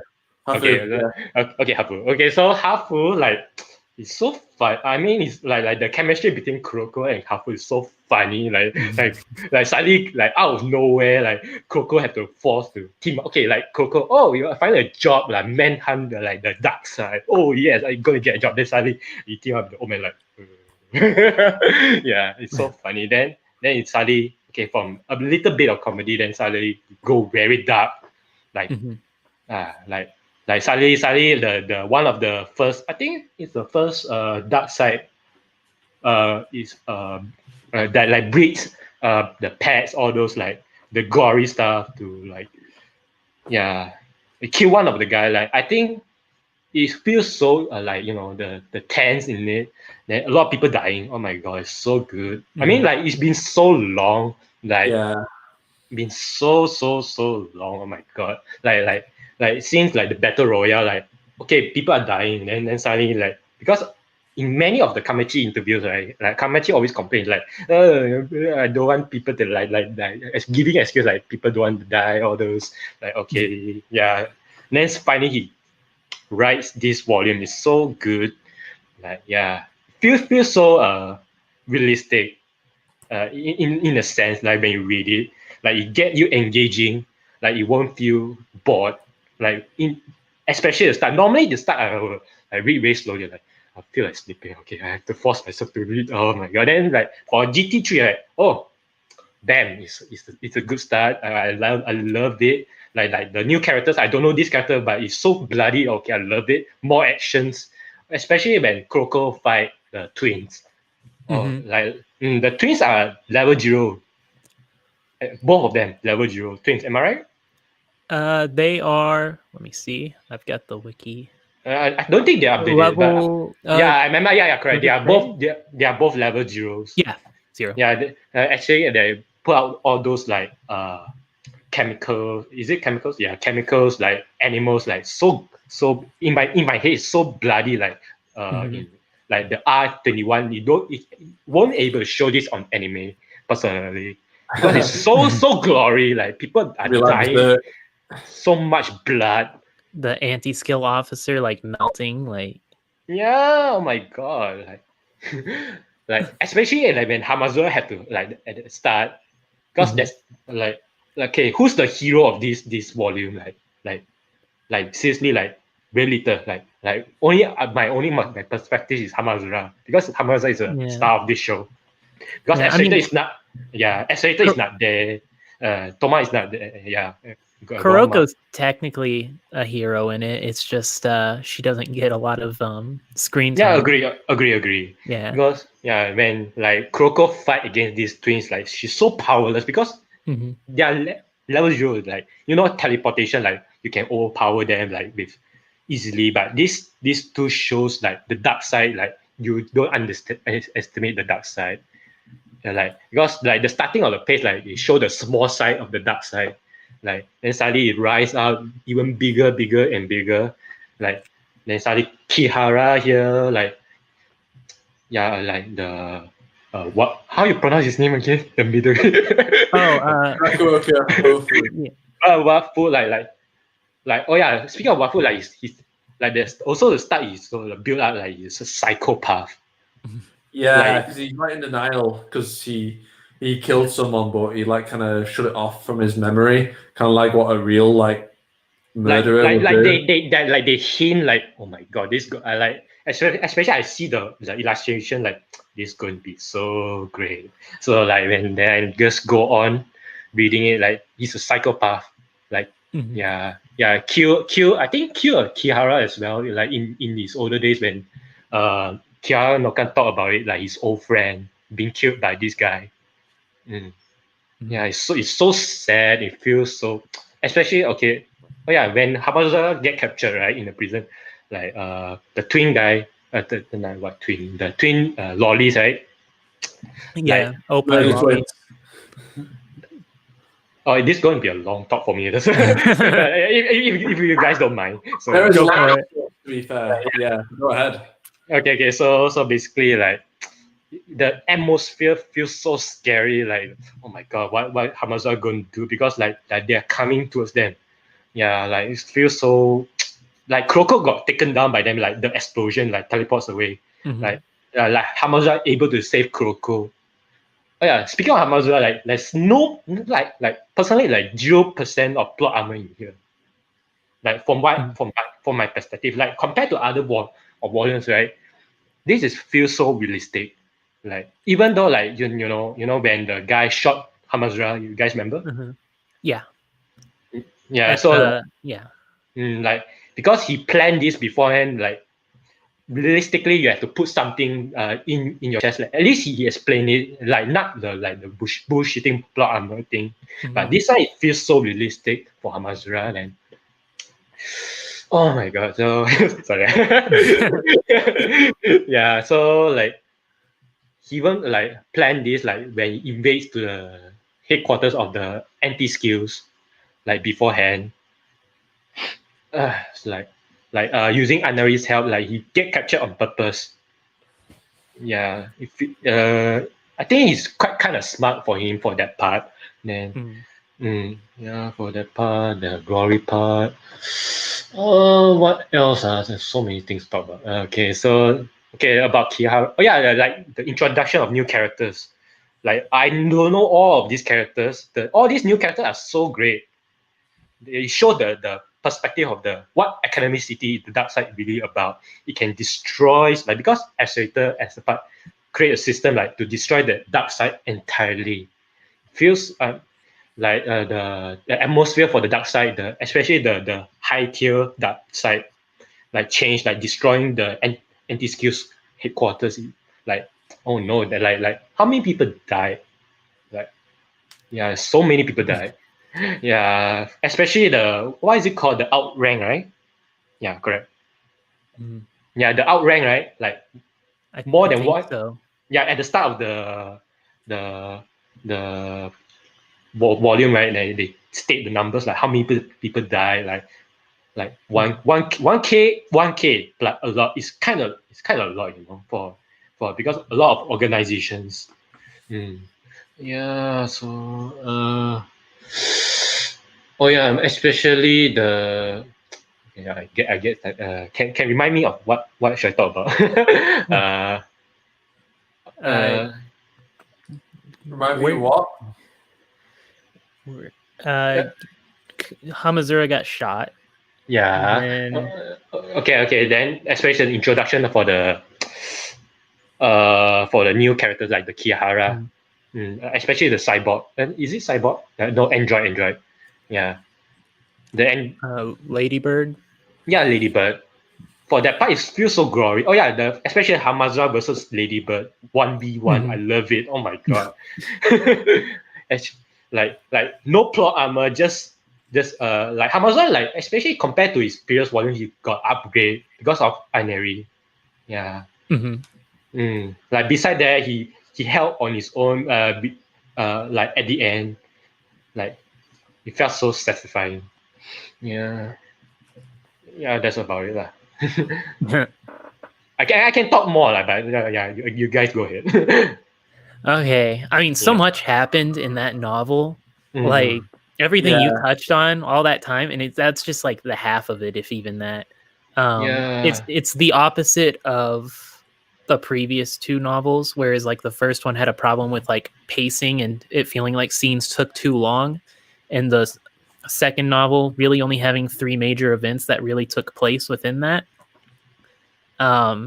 This one was just cut into the next part, and just it's like nonstop action, different perspectives, new Agree. characters, Yes. um, which it's just a wild ride the whole time. And just like I can't, there's so many characters showed up, like I can't even keep track of all of them and their names. Like I have to keep the wiki up just to say their names. But oh gosh, so much like Rakuoka, was a really interesting character. It was really nice to have him there to sort of ease tensions, but like he never really became annoying with how he was presented or anything, which a lot of comedic relief characters tend to become. And he ended up really working into the story really well. Mhm. The twins, like it's definitely one of Kamachi's most interesting character designs. Well, they're 10 years old. Yeah, 10-year-olds with, well, Yeah. let's not get into that. But their powers were really cool. Like Kamachi really went creative with their abilities and stuff. The Ladybird android, the sort of twist with her. Kihara Hazu? Yeah, correct. He was very at the beginning. I was like, wow, I really like his relationship with Ladybird. Like it feels almost like father's daughter, like the way they interact and everything. Like there was a good connection between them. Yeah. So whenever same. like you sort of like let your guard down and forget, oh yeah, he's a Kihara. So whenever it gets to the twist with her at the end being sort of Frankenstein-ish, I guess. I don't really know what, but like that was a really interesting twist. And then there was the ghost girl. Was she Frillsand? I think that was her name. Yeah. That was, I don't know. You can just go on all day about all these characters that showed up. Drencher was a really interesting character. I wish he got some more time. Gosh, you could just, I wouldn't even know where to start in terms of the story. Most interest, I guess, trying to figure out what Anna's planning based off everything that's happening, and with the coin of Nicholas, I think it was the name. Really interesting to see what's going on with that. I've got a theory regarding the coin of Nicholas I told Alistair about, but I won't go into it yet because it's sort of not related to the story just yet. Well, maybe, but oh gosh. I can understand. Yeah, it's just so much happened and so many characters, and there wasn't really like a bad character. I can't really think of a character I was like, ugh, this character's annoying, go away. I wish Kuroko showed up. She sort of gets sidelined halfway through and then just doesn't do anything else. But it's really interesting just to see, because this is Kuroko's second or third time really going against the dark side, second time since Owaki. And she's just like, she's always underprepared against the dark side. Like it's her like ultimate weakness is just people who fight dirty like them. Then there's, gosh, like this is the first time like Hamazura defeat Akihara. Yeah. He's the new Kihara killer in the list. Yeah. Like Rafu also a new Kihara, also in the list of the Kihara killer as well. The twins, which one turned into soup? Was it Kai or Yoan? I don't pay attention. I don't pay attention. I feel like one of them disappeared. Like I can't remember what happened to the other one. I remember one turned into soup, and then it felt like the other one sort of vanished from the story almost. But the sort of like Kamachi really harming the lollies was a unexpected turn, just because they're so sacred to him. Oh no. Oh wow. I'm noticing a trend where Kamachi's willing to go after the lollies more, which I noticed in his other book, Apocrypha Witch. Okay. But it's just like the different writer takes over his work or something. Yeah. But just so much happened. I can't even like begin to start. The biggest thing is the ending, and I don't know if you want to hold off and talk about that until after everyone's sort of spoken on it, since it's such like a big twist with Hamazura getting You want to hold? Can I talk on it, or do you? Yeah, You can go. Yeah. Yeah, Hold why on. not? Yeah, I don't mind. All right. So Hamazura dies, sort of. Not really though. Not really, but like it's sort of Kamachi wants you to think he's dead. Sort of a Toma at the end of NT or OT22 sort of situation where it's like, is he dead? Probably not, but it's left up to your imagination. Like the three heroes, like Toma, like get cliffhanger, like the straight German thing, and then for Esseter, he like so-called screw up. Then like his plan for destroying the dark side, because like anti-skill and the judgment and and the dark side got massacred. Yeah, well. So, like, it sort of comes out of nowhere, but I think it's sort of subtly hinted at throughout the novel that, with my, like, sort of theory about it, just everybody who used the coin of Nicholas sort of had a bad fate within the novel, or they're, like, they end up in an unknown, like, we don't really know if they're even alive by the end of it. And it just seems like the gun going off, because like we learned that the coin can do that literally the scene before, whenever the coin lock or the gun fires, but it mishandles and kills the Kihara. And so like we know it affects guns and everything, and just Hamazura making it through the day with using the coin of Nicholas and then just randomly getting shot. I'm fairly certain just like using that coin requires you, because it's like this, it's a powerful object. It's not like overpowered, but it's a powerful object that even espers can use. So it makes sense for some sort of negative effect to come with it at some point. But like everyone who used it either died or was defeated. And it's just like Hamazura being shot at the end was a really big shock because it came after the afterwards. So like it's clear that Kamachi wanted it to be a shock.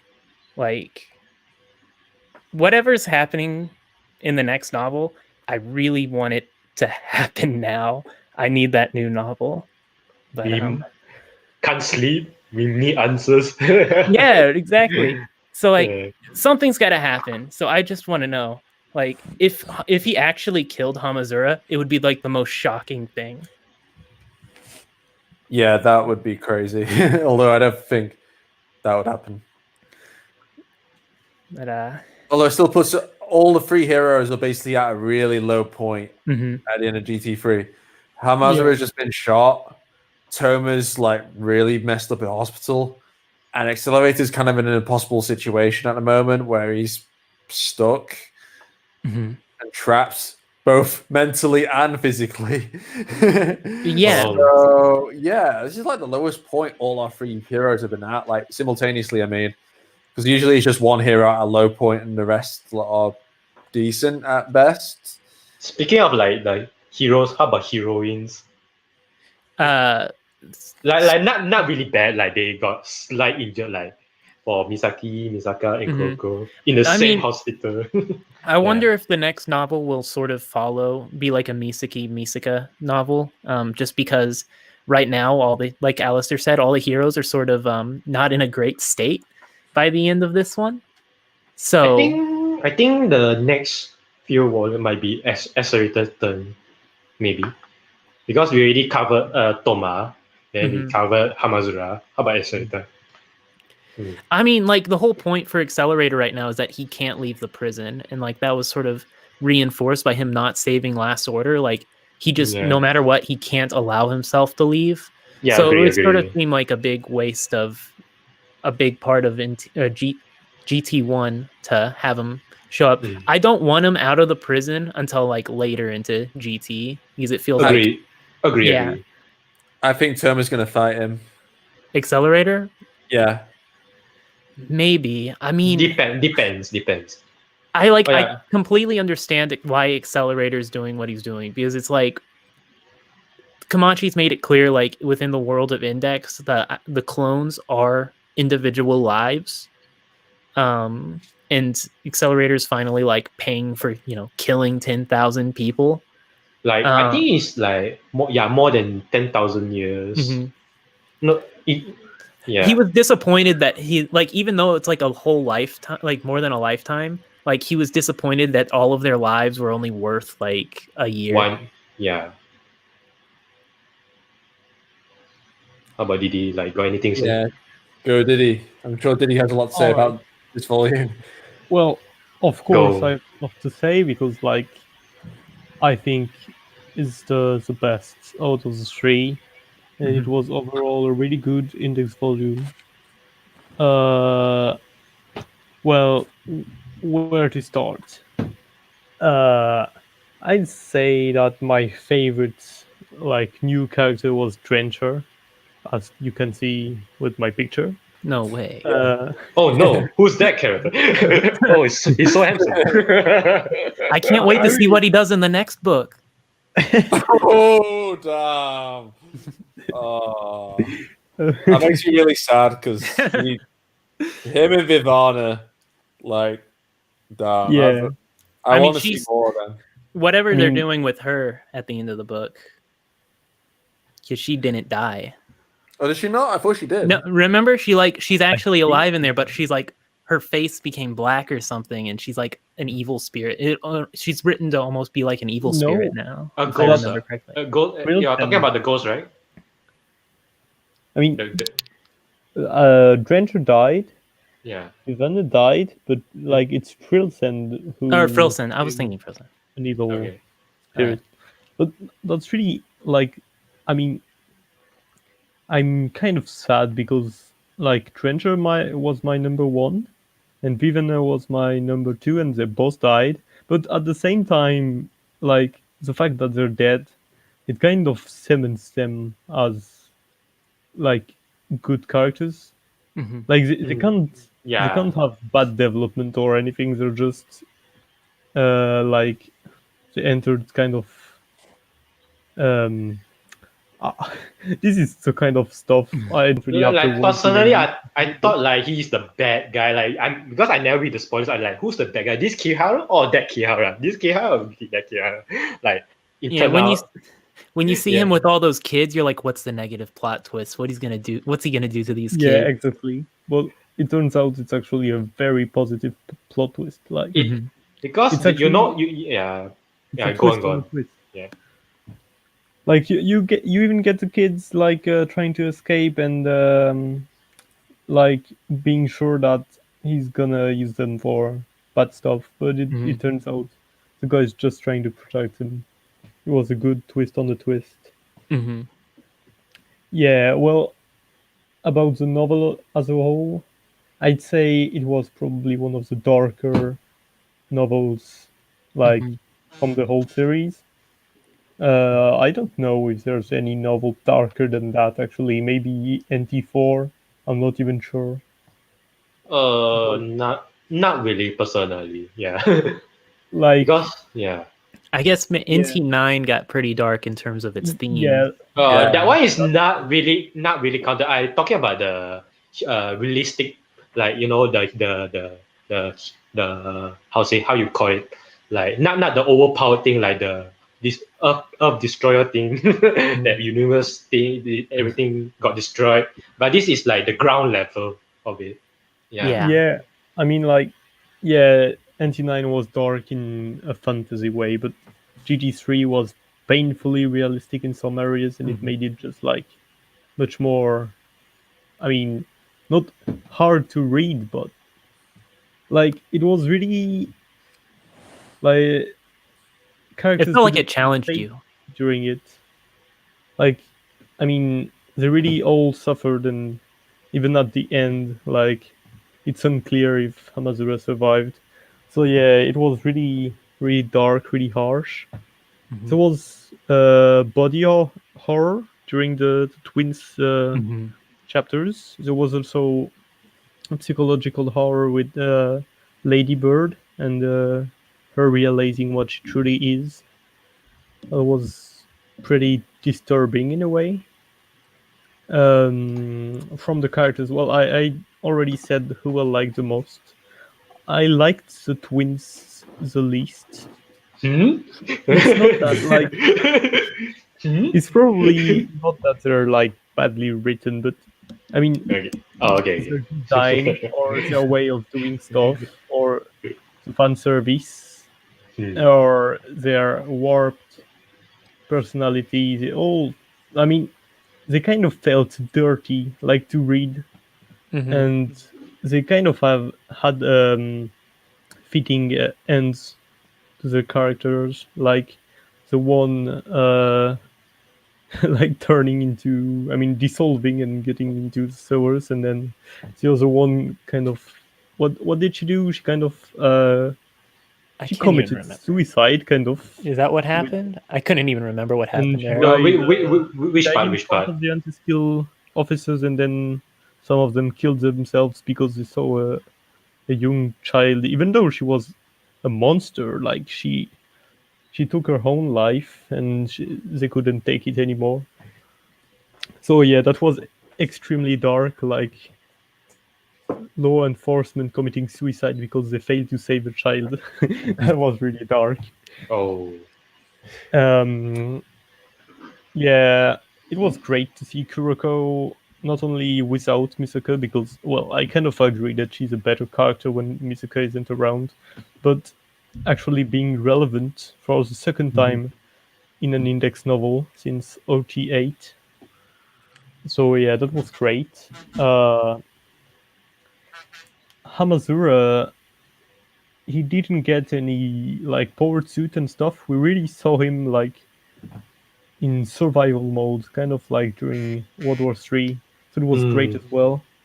The coin of Nicholas, it was pretty OP, but as you said, it had a limitation, so it kind of made sense. It has a weakness, so. Like it had a cooldown. Mm. It could only be used on Christmas, and it's not confirmed, but I mean, yeah, It's I only can like see 1 that hour limit. Yeah. people who used it Mm. had a lot of trouble afterwards. So yeah, that may be one of the secondary effects. One other thing that was great about it was all the cameos, like Girl in the Dress or Gokusai Kaibi. Yeah, correct. You also have like Hanzo Kurua. Hanzo Kurua. You also Yeah. have Izali. Beetle. Yeah, Ezali and Awaki. Fiam. Fiam. Um, Fiam. What Fiam? How you pronounce Wait, friend and Fiona sister? showed up for you? How you pronounce friend and sister? Like he's the pronunciation is so super familiar. Oh, yeah. Familiar. Familiar. From Yeah. there was Yeah. was it Surya and Maria? I don't remember. In the amusement Yeah. park? They are featured. They are featured. Yeah. I mean, it was great, and the fact that we saw Basically, like most of the dark side, so. kind of a cameo. I mean, a compilation of all the cameos at the end. They may actually be relevant. Maybe in the next volume, maybe later. So that's Oh great. yeah, Suchi Mikado also in it. Yeah. Well, Tsuchimikado wasn't. Wait. Is it in Tsukiura? the No. main- No, I forgot it. Is it Tsukiura? He's Yeah, correct. not in GG3, I think. No. I think at the end or no. I mean, No. the Yeah. last volume in which we saw Edzali was Dragon, I think, like OT 19. Then Awaki, we saw her in NT 1 or 2, maybe. Like, it was great to see them again. They're not being forgotten. Yeah, that was one good part of the volume. There was also, like, one thing that really hypes me up. Like, you get Toma at the hospital, Misa at the hospital, and then you get Kuroko going to the hospital as well. And Hamazura, if he's not going straight to the graveyard, is going to the hospital as well. So that opens up like the possibility of GT4.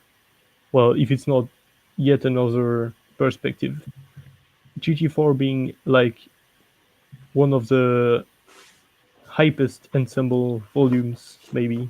I mean, Kamachi could use like kind of a cooldown to characters like one of them is being injured, and then like he's at the hospital, and during that time you get like one of the others doing stuff, and then he gets injured again, and he goes to the hospital, and then like it's the first person that goes out at the hospital from the hospital or something. But I really like for them to like all meet up and do stuff together. Like Hamazura and Misa Misa is just characters that I want to see interact, especially since Hamazura saved Kuroko, so maybe I mean, She could joins his figure harem. out that No. it's him. I like that. But it's kind of there's no interaction at all. Just just Hamazura and Takizubo save Kuroko because of away from those twins. Yeah, Mhm. not much interaction. Yeah. Oh yeah, the only interaction is like Kuroko arresting Hamazura. Yeah, like face to face. Yeah. Nothing much. So By the Apart way, from this, oh, go on. I don't really think. I mean, you guys said a lot already, so I'm not gonna repeat everything. But yeah, I think I've said what I wanted to say. okay, so let's go on. One thing that made me laugh on the volume was something Rakuoka said. Was it to Kuroko, I think? But yeah, I feel like it was like Kamachi making fun of like the isekai. Yeah. Yes. I can That give was you. I funny. can read it out if you want. I can do my rendition of what Rakuoka would say. Go for it. Wait, what is this? Some mysterious ritual? If that really activated some supernatural power, I'd be erased. I'd be transported to a world filled with elves, dancers, and elf dancers. No, I'm not ready. Is it finally my turn? If so, I want to be reincarnated as a demon lord who successfully destroyed the hero. So he masters the more boring village, where he finds a poor, unfortunate girl he can help out. Give me my new life as an overpowered self-insert. That was so like okay. Kamachi's been holding that in for a while. You can tell. Like that's like ship posting content. Because Rakuoka is meant to be this middle-aged virgin who lives with his mom still. Yeah. Not married or anything. Just man, he's sort of sad. Yeah, like he's hinting like on Kuroko like I'm single, I'm virgin. That's weird, man. But damn, like, do you think he's making fun of isekai fans or like the isekai genre as a whole? It's got to be both. Personally, I ignore that, but I find it funny. Maybe like people who don't grow up past like that maybe is what he's making fun of. Right, yeah. I guess so. For people who take it like as a fantasy to that level of extent, I suppose. Yeah, like an otaku, like making fun of sort of the otaku extremists. Maybe. Yeah, but I kind of love it because, you know, Index was made before a time where the isekai trend or whatever you want to call it is, if it's a genre or not, I don't know. But yeah, before that time really happened. So it's kind of warms my heart to see him making fun of the modern light novel industry. It's like the guy who runs Studio Ghibli when he was like anime's a mistake. Basically, yeah. What's his name? I can't believe I forgot his name. Yeah, same. But I want to say something about Hamazura, like because it's been a while since Hamazura won something, like really won something. Because the Hayao Miyazaki, that's it. Oh yeah. Like Hamazura like never won like more like a decade, like since I think 2011, like since World War III, like he never won anything. He won against Mugino and against a tank, and so on. Yeah, he never won against like Corazon directly, like or against who is it? Rensa, like never defeat her. Like I as a Hamazura fan, like come on, at least defeat something. Then finally he defeat someone like, especially Akihara, is so good. Oh my god, it's so satisfying. Yeah. I just remembered that like not only the dark side being uh I mean destroyed or in the process of being destroyed is a big game changer, but the Kiharas are actually like going out into the world. This is Oh a yeah, disaster. Sorry again? Yeah. yeah. The Kiara's going out into like the general public is sort of a scary thought to imagine. Just for like Oh yeah, correct. Oh my them joining god. the ranks of society would be a nightmare. Like Oh no. I can see them running for like public office and stuff. Could you My imagine good- like Gensei being in charge of like a big like company or something like Oh gosh. the amount of like child workers he'd just like pull in and then just lock them up in his basement? Ugh. Yeah, it's not good. Imagine like Kira focus on military technologies instead of like their own research. Imagine how big the military scale will be, like the technologies, the advancement. It'll be so much big scale. Yeah. I can see the news like orphanages at all-time lows. No one knows why. I mean, they Yeah, could be They're going. being adopted like crazy. They could be going to like academy cities institutions, and they might be, I don't know, trying to get them to go against Academy City, maybe. Mhm. Oh yeah, speaking of making like stuff and like Kiara, how you the old man Kiara Hasu? sorry, Yeah. yeah, So Hanzo Hasu? Hanzo like developed the android thing, like put all the brain cells in, is it brain cells, right? Like all into one body of the android, all the body parts, am I right? Was it that? I- I can't remember. Yeah, I think it's about that. It feels so disgusting and gory, but I like it. Yeah, that was great. Uh, like she wants to eat the children's like the organs or the brains. I forgot already, but it I think it felt was the brains. yeah, it felt so scary. Yeah, that Yeah, Ladybird and- was like scary in Mm. terms of like what Mm. she actually was. Because I picture in my head is like some zombies like chasing after children, that kind of perspective. Yeah. Mm. Mm-hmm. What do we that's think right. about Nook in this volume? I mean, he got seemingly put down for a bit, but I mean, he didn't. He was friendly to the kids, fought someone, and then talked to Alistair. He didn't really do much overall. I suppose, yeah. I mean, you had a lot of characters who had like one or two moments and then just went away. Yeah, Oh, I He- really liked Benizomi Jellyfish. I thought she was Oh, a yeah. quite unique character. her and Oniguma. Yeah. Those were two very interesting side characters to me. Yeah, I like the idea behind Jellyfish as a character. Like, it's quite clever that taking pictures to cause damage. Not just that, but she also felt sort of like a narrative on sort of the press in general in terms of how they're willing to create the stories themselves, or like create negative stories themselves, because that's what's best for their industry, seemingly. That's sort of felt like a theme. Did Kamachi go full political in this volume? I wouldn't say full political. I would say he's just Because you have like a newspaper thing, and you also have like the police violence thing that has also implications, especially in 2020. yeah.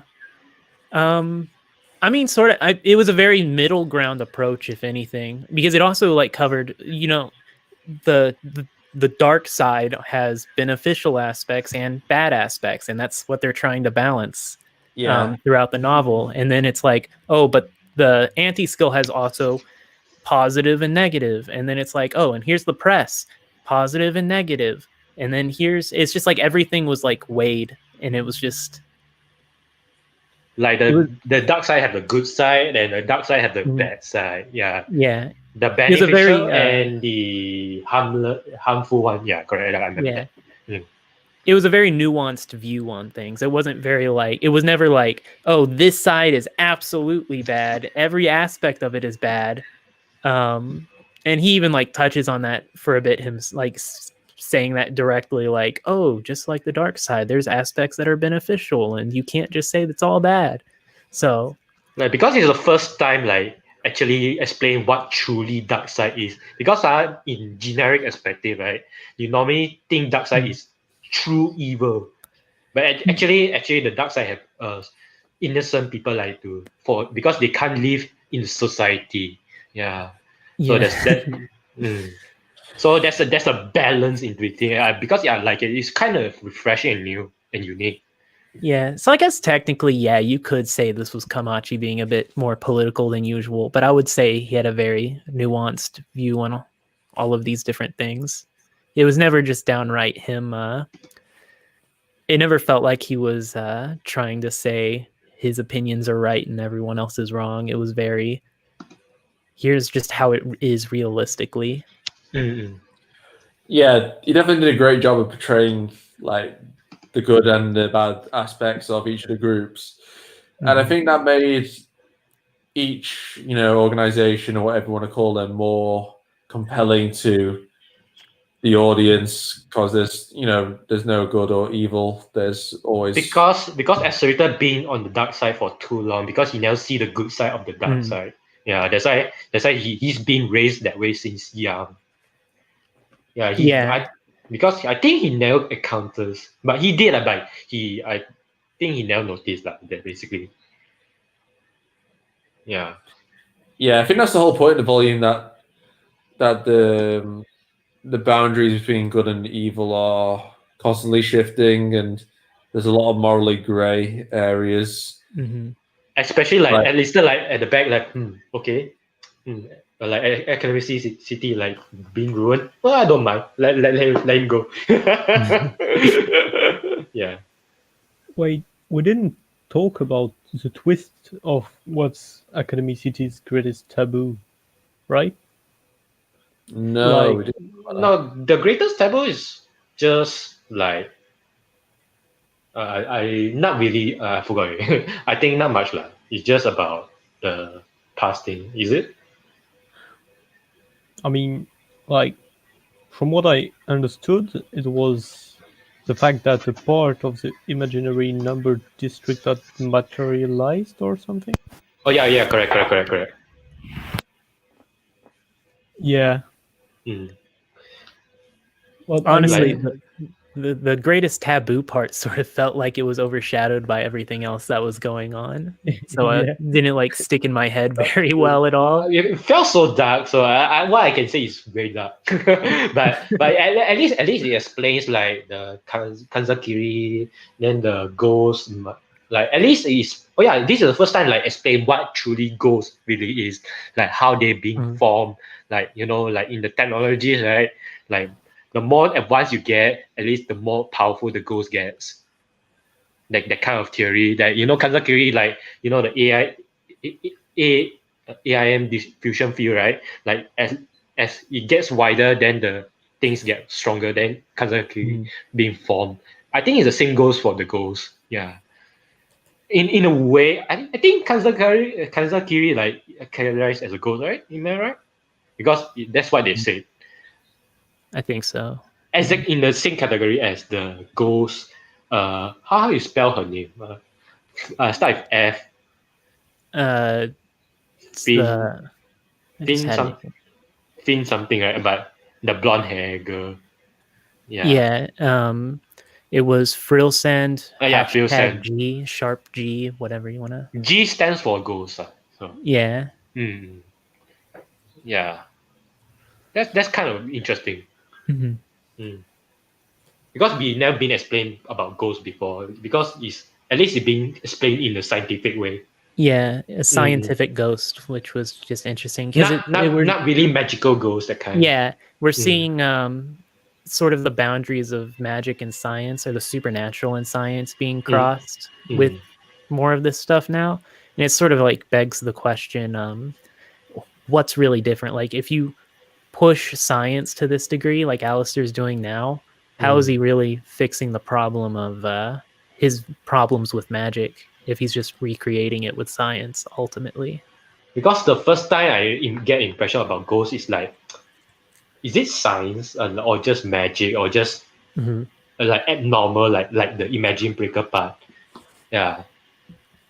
Well, from what I understood, but I may be wrong, but like espers at least, don't they like take the sparks onto themselves or something? Which is like, aren't the sparks mainly the problem Aleister has with magic? Like the collateral damage of people using magic. And that's why he wants to destroy it. Or maybe I misunderstood somewhere. Well, yeah, that's the main reason. Well, yeah, it's because that resultingly causes the phases to have predetermined events. Then there's no technically free will because everything plays out because of the sparks and the spray of the phases as a result of magic. So he wants to make restore the pure world so everyone has equal opportunities. Which is funny because he's sort of the most manipulative character that takes, like, he's basically fate almost, deciding everybody's paths and using them all. So it's sort of funny that he's doing it to fight fate in a way. Yeah, I mean that's intentional. Is because Alistair is a hypocrite. He's a contrasting figure. I mean, you just look at him, like his entire design is a contrast, and his description when he's described for the first time, man or woman, saint or sinner, magician or science, whatever, like everything about him is a contrast, and it's like, and yeah, the hazards, like Alistair has many aspects to his character, but yeah, I mean, you could say that like Esper powers and personal reality are, in a way, symbolize Flamer because it's like your inner will taking form. So the Esper powers is each person's will, which is what Flamer or Flamites believe you need to follow to, achieve your freedom and goal in life. Yeah. Which, yeah, I guess that's sort of like the main theme of Index almost, or like maybe not theme, but like every character in it in some way, just about every character is hypocritical. Like even Toma, like that was a big aspect, is he's a hypocrite. All the villains are hypocrites because they're always like, oh, I'm doing this for some greater good, but you have to commit some sort of atrocity that goes against your own moral compass. So I guess it makes sense that Alistair as a villain or antagonist would sort of embody that theme. Yeah, and Alistair did say that him and Fiamma kind of fought similarly. Like Fiamma had kind of like an outdated or like simplistic worldview, but the way they approach things were kind of similar. It's like the ends justify the means. Like Fiamma's goal was to save the world. Yeah, save the world. Kill a large portion of humanity to save it all in the end. He's the harmful, but at the same time beneficial at the same. Yeah. But yeah, but more on the harmful on before he got punched. Yeah. Yeah. Alistair, as a result, is like controlling everyone, and because Alistair, I think personally, Alistair and Noka is not the harmful side, is the beneficial side. Yeah. But for the magic god side, the perspective they treat him as harmful to them, maybe. Yeah. Because they want to destroy magic. Yeah. But yeah, where was I again? Yeah, Alistair. That's my train of thought. Crap. Well, we should probably like move because this is off topic, I guess. From GT. Yeah, I guess you're right. No, I think it's still GT. Yeah, at the same time, it's NT. Oh yeah, I remember what I was saying now. Yeah, yeah. Alistair basically is willing to just manipulate people and do human experimentation and all these different crimes against humanity just to, because in the end, if he restores a pure world, then like the entirety of humanity will be. Well, I mean, he's not really. I don't think Alice is really that bothered about humanity as a whole. I think he's just doing it because of what happened with Lilith. Like, I think he's just doing it. He's just doing it because of personal issues, and he's just using, oh yeah, because we're saving everyone, or everyone will have equal outcome now. Then that's why I'm doing it. But yeah.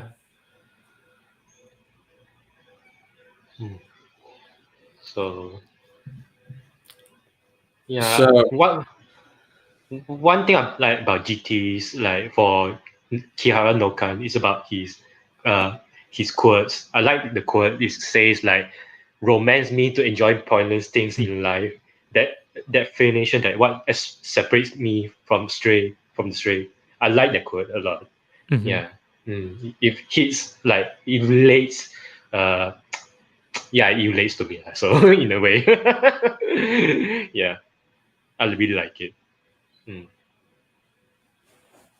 Yeah, anything to say? you guys want to do Q&A or? I don't think we have too many questions, so we can probably do a quick one. Yeah, if you guys have any questions, then you can send them in now, and we'll answer them.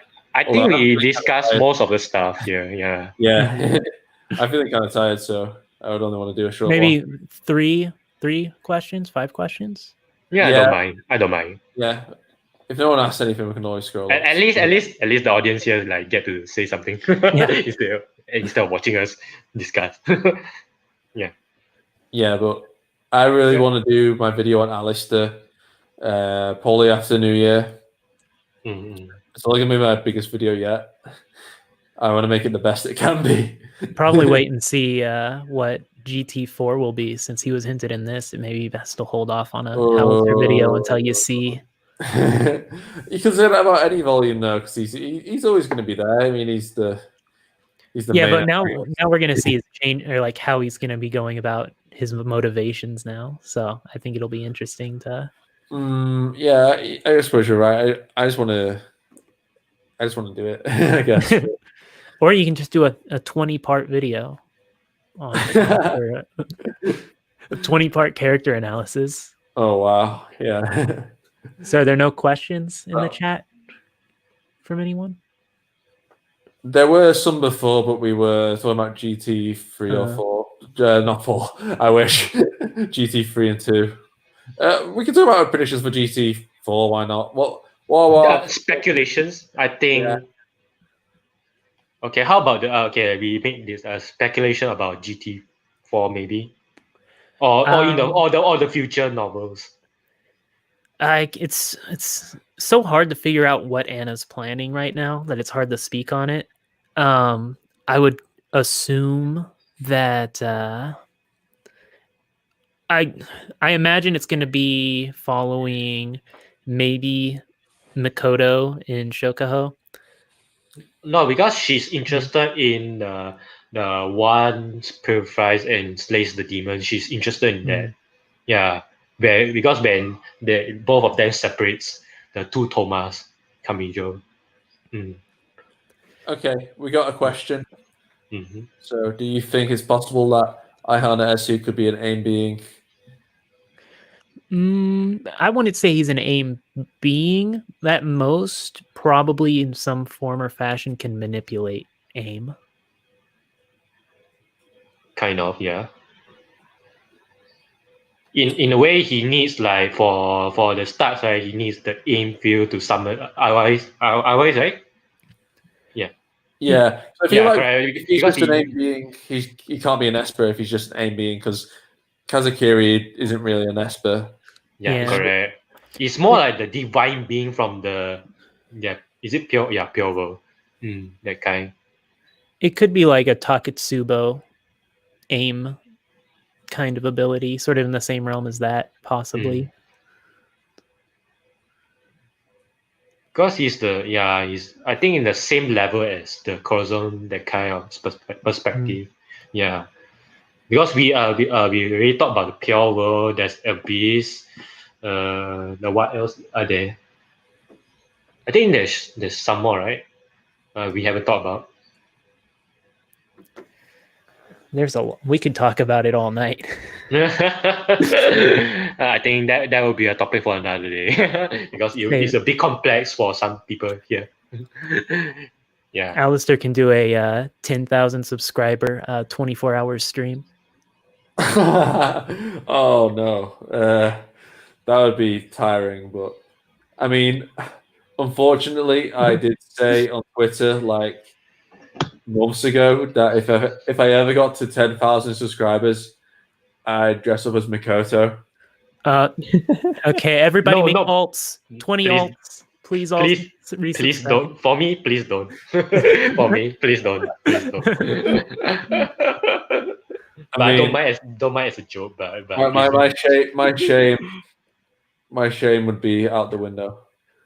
Oh my pride. Oh no. Like, oh yeah, I wouldn't know what to do with myself, but I would do it. Gonna bottom to 10K. But yeah, I'd do it for a one-off. To celebrate the occasion.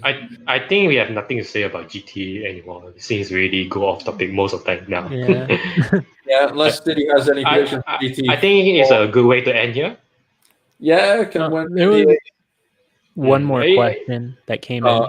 Yeah, that was kind of a bait question though, so I'm like ignored it. Yeah. Oh yeah. Yeah, I don't think that needs answering. It's talk no jutsu, of course it should be removed from the story. How about GT3? Like, there's no talk jutsu, or violence. Oh my god, it does have, but no. All right, we'll end it here then, I guess. So, thank you everyone for watching. This has been fun. I've enjoyed talking about Genesis Testament with everyone.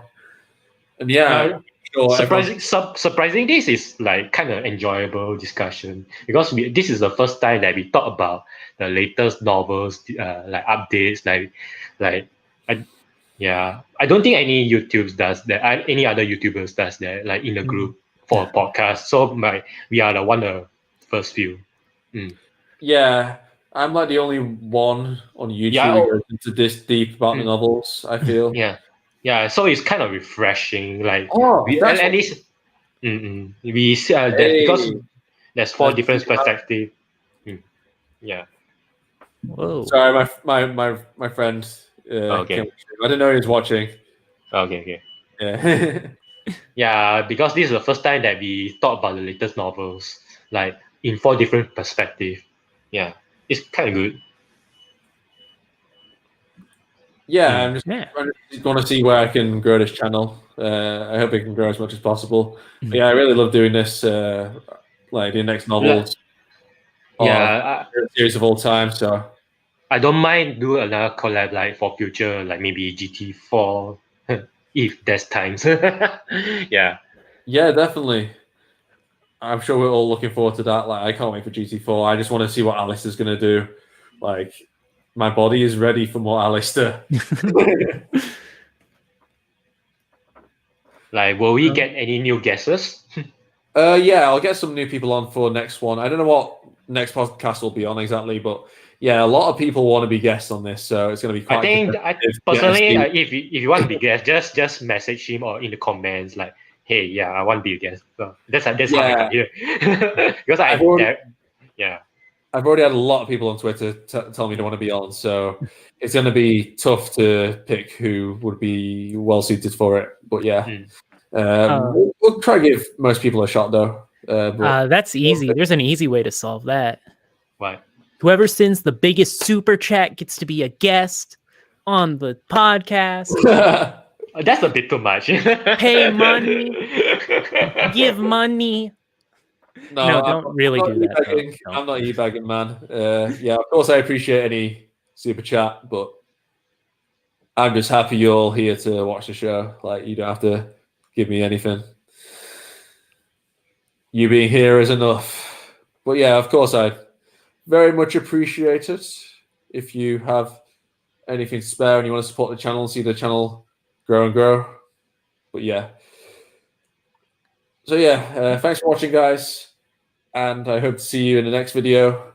Yeah, thanks for inviting us. Yeah. No problem. Thanks. Yeah. It's a pleasure, as always, to have you all on. Yeah, thanks, guys. All right. See ya. Bye-bye. See ya. Oh, remember to subscribe. Like, Yeah, subscribe. Yeah. Okay. And check out these guys' channels in the description. I put links to their channels. So, and Malcolm's Twitter. Malcolm doesn't really use his YouTube channel. Okay. Someday See I ya. will. So See yeah, ya. so follow them and subscribe to them if you haven't already. So yeah, thank you. See ya.